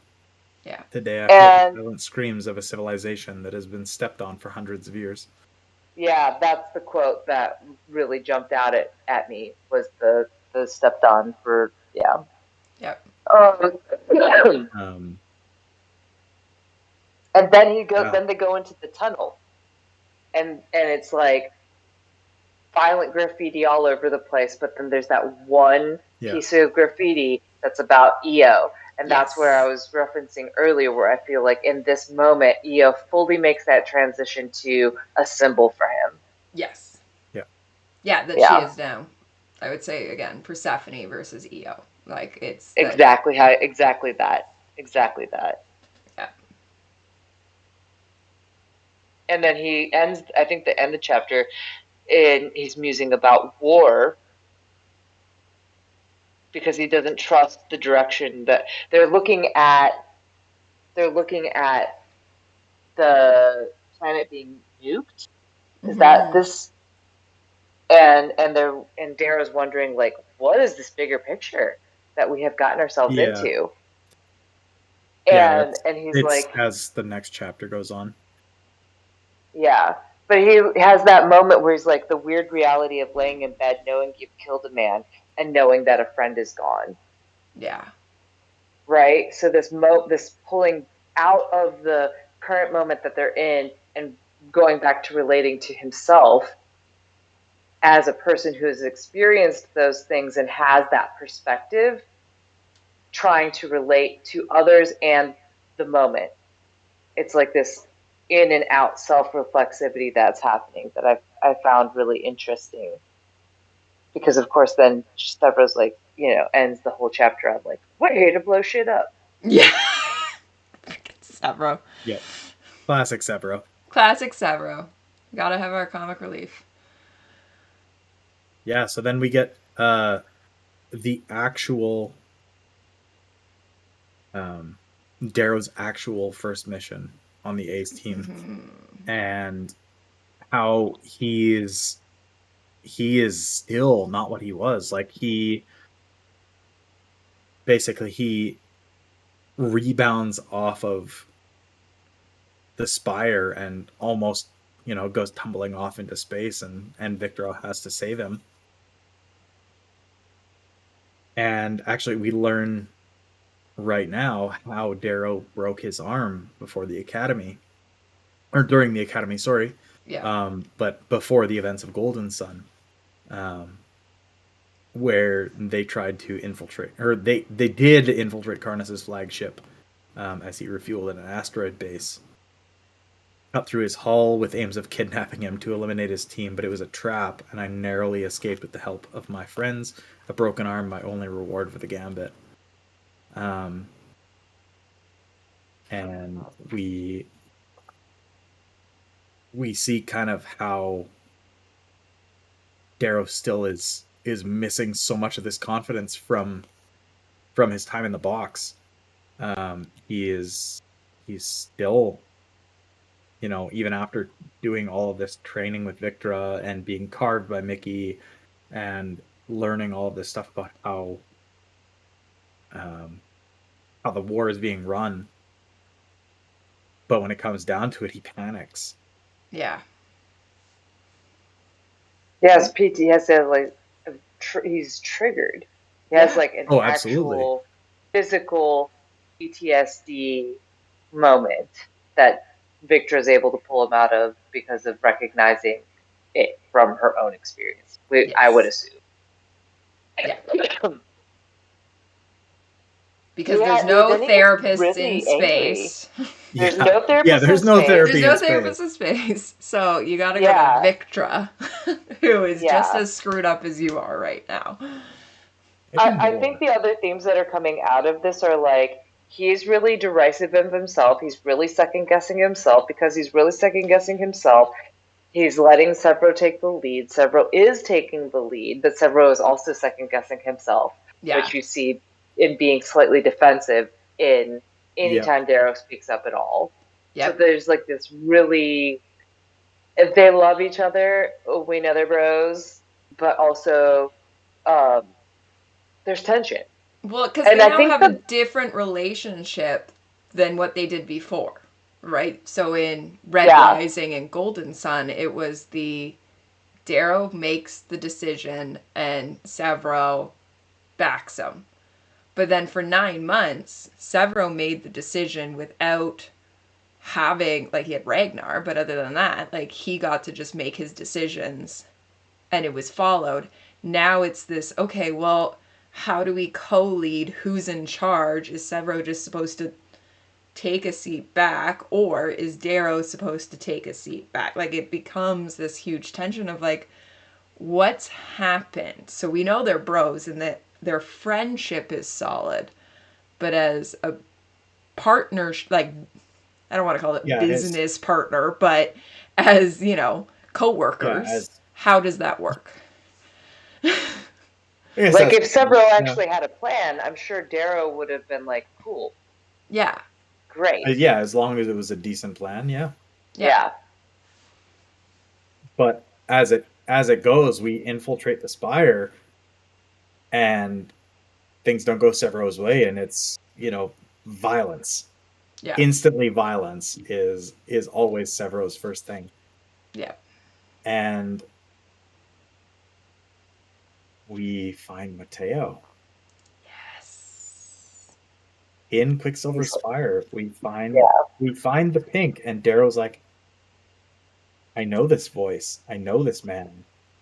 This is Mateo.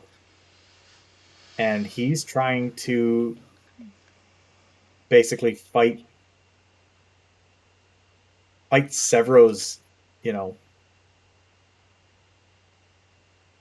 hardcore, like, kill him, go, just push on, violence is the first thing.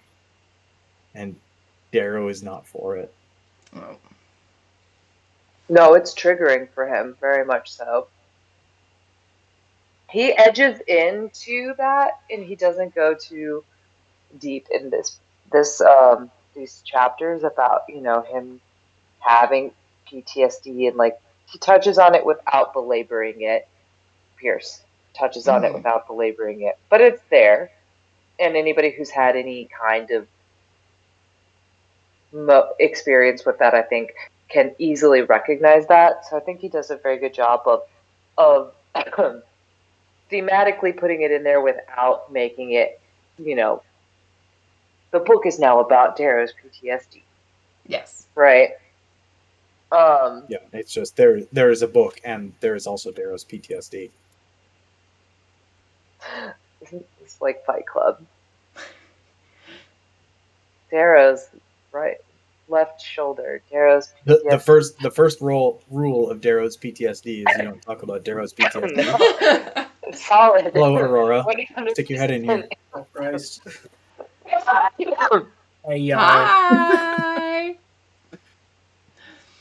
I thought that Yeah. to me, I was noticing him recognizing himself in Severo,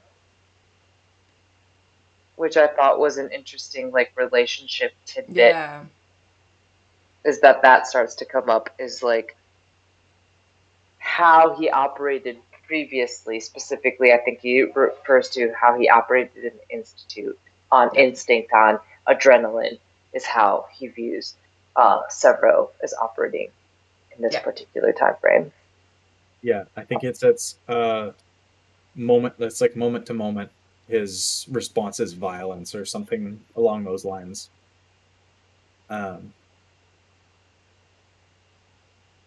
Severo's not running this war. Is just another man pouring gas on the fire, which I think is actually Dancer's words, but Darrow, we're getting it through Darrow's recollection.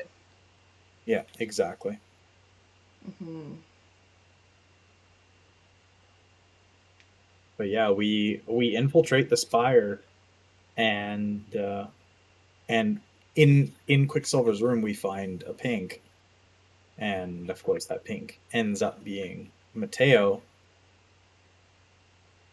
and Darrow basically finds out that the Howlers have like they're not flinching in the face of torture.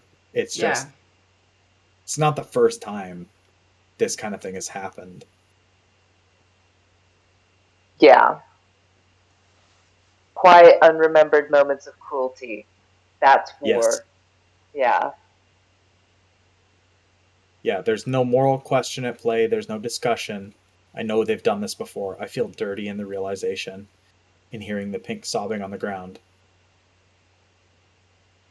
The hardest bones versus the softest. Yeah. Yeah. Yeah. Yeah. I've always With a found meaty that. thud, the hardest bone density in the species of man meets the softest. Severo's fist shatters Mateo's fragile jaw. Yeah. Is that hard for y'all because it is Mateo? Would it have been as hard if it was like an unknown pink? For me, I think it was hard. I think that's the whole point. Because you're sitting there going, no, this is somebody that got us through and who we love. Like, what is... I think you're questioning immediately why Mateo would be there. And then, like... that, yeah. But all, yeah, for like, sure. I think part of it is, like, you're intended to feel kind of the same way that Darrow does. Yeah. It's like, holy fuck, it's Mateo, and then all of a sudden Mateo is getting the shit beaten out of him. Darrow's like, no, this is not okay. Yeah. And the same way as the reader is like, holy shit, this is Mateo, and all of a sudden he's getting the shit beaten out of him, and this is not okay. Yeah. Yeah. I feel it very much on the Mateo level. I also do I really wonder, and you can't go back and unknow the thing, right? So I do wonder, had it not been Mateo, if I would have had the same response. I do think specifically because of how he words that, it would have maybe not as been as deep and nuanced, but I probably would have, because that just to me is very, he couldn't have spelled it out better in terms of the power differential. Yeah. It's about power, not just about the physical aspect of things. Yep. Yeah, for sure. I think there'll be maybe not as hard, but definitely elements of it, because we've seen even up into this that, like, Darrow at all times, when approached by pinks, is always sympathetic to them. Like, that is the one color that he will, time and time again, either say, I don't use pinks, or the first pink he meets is Evie, and all he wants to do is pretty much take her home and protect her.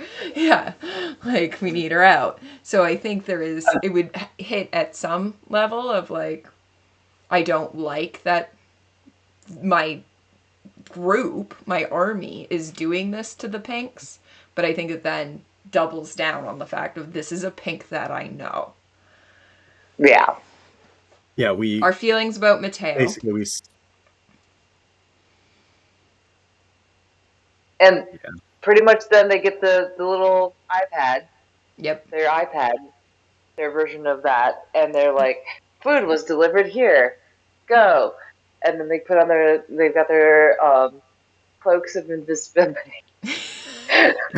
yeah, they're ghost cloaks. Yep. Then they go wreck shit, but Yeah. then their shit actually was wrecked. It's very existential. Yeah. Yeah, we get breaching into the room where Quicksilver is having his meeting. Yeah. And apparently Quicksilver has meetings without shoes on. With his eye. That's a thing. Yeah. If I was as powerful as Quicksilver, who we assume is the most powerful of the Silvers, I wouldn't wear shoes to meetings. Who's gonna say something against me? And it's like what, 50 coppers and coppers and silvers, and then nearly 30 coppers and silvers pack the room. They're formed into two parties and sit across from one another at a giant's onyx table littered with coffee cups, wine carafes, and data pads. Right.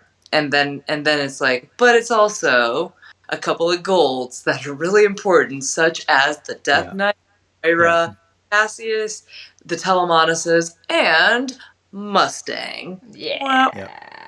Our final word of chapter 16 is Mustang. Yeah. So it's like the foreshadowing. He brought her up talking about the orca and the aquarium, and then here. Yeah, it's a big. Yeah, that's dramatic cliffhanger. Yeah, exactly. That's a very Yeah. It's very much like what's gonna go down. Yeah. Come back in and talk about this shit, because shit's about to go down. It is. Yeah. Reeling. Yeah. So that's it. That's it. Segment. That's this chapter. This was huge. We're now at chapters. 3 hours and 20 minutes. 3 hours and 20 minutes. Yeah. Recording, and it's a bit like we had so much to cover. Literally, oh my God, every single person pretty much that Darrow has met. Yeah, and Badger having infinity insight into everybody. Yes. You guys don't understand. I mean, you do understand, because that's how we all ended up in the den, but I have been waiting for the fucking moment. My whole Yeah. Yeah, it's so good to be, and we'll definitely later when we can talk more, and especially when we do Dark Age, we'll have you back on. Deep Dark Age for sure, and when we redo and we can do full spoilers, you say what you want in whatever order you want to talk about it. We'll do it. And also plans for that, because guess what? Next week, you know what my vacation is? I'm going to the beach to write. Nice. Yeah. So I get to. So and the only breaks that I'm giving myself are yoga and being on the den. Nice. So that's it. Yoga, and I get to be in the den, and the rest of the time I have basically about a 20,000 word minimum I need to hit in the time that I'm at the beach in order to feel justified. So that's phenomenal. Vacation. Yeah. It's more so than a vacation. Yeah. How it goes, dude. Thank you for having me on. This is thank you for coming on. Thank you for coming. 100%. I don't know if you know this, but I run Dune quotes on Instagram. Oh. When I get into the thing, I get really into the thing. My Dune quotes has like a pretty significant following at this point. I just have been slacking for a little bit because I got weighed down in the Red Rising thing. Like I started the Dune quotes, and then I started Red Rising, and then I was like, wow, I think has unseated Dune. Yeah. And so then I So what you're felt saying is you need to bring your Dune following into the Red Into the- Rising. what Do the thing, Badger. I need to write a book that is a bestseller so that I can be invited this? faculty We are in fact doing this. at some university, and then I can just teach a semester that is a trifecta of looking at my work and Dune and Red Rising And how as they all a work together. society. Yes. Oh yeah. I love that. Yeah, there we go. One That's time. awesome. One time. Yeah. Well, thank you so much for joining us. It's been phenomenal. I mean, we join each other every day in the den, and this is just my pitch for everybody to read the books and join the den because it is so much freaking fun. It's a damn good pitch. Yeah, Yes. do you want me to pitch the den again? I'll pitch it again. How many times do you want Badger is Randy Johnson. Yes. You are the hype team. Knocking down doves. Yeah. I love it so much. Hey, yeah, speaking of, I'll see you guys tomorrow. Yes. Yes, right, well, absolutely. Everybody, thank you for joining us this week on Fade to Obsidian.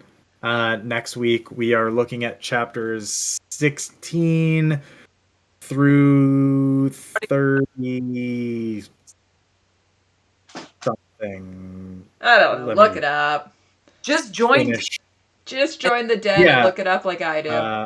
Yeah, I have to look. Yeah, 17 through 32. Yeah. 17 Perfect. to 32. All right. Thank you, everyone.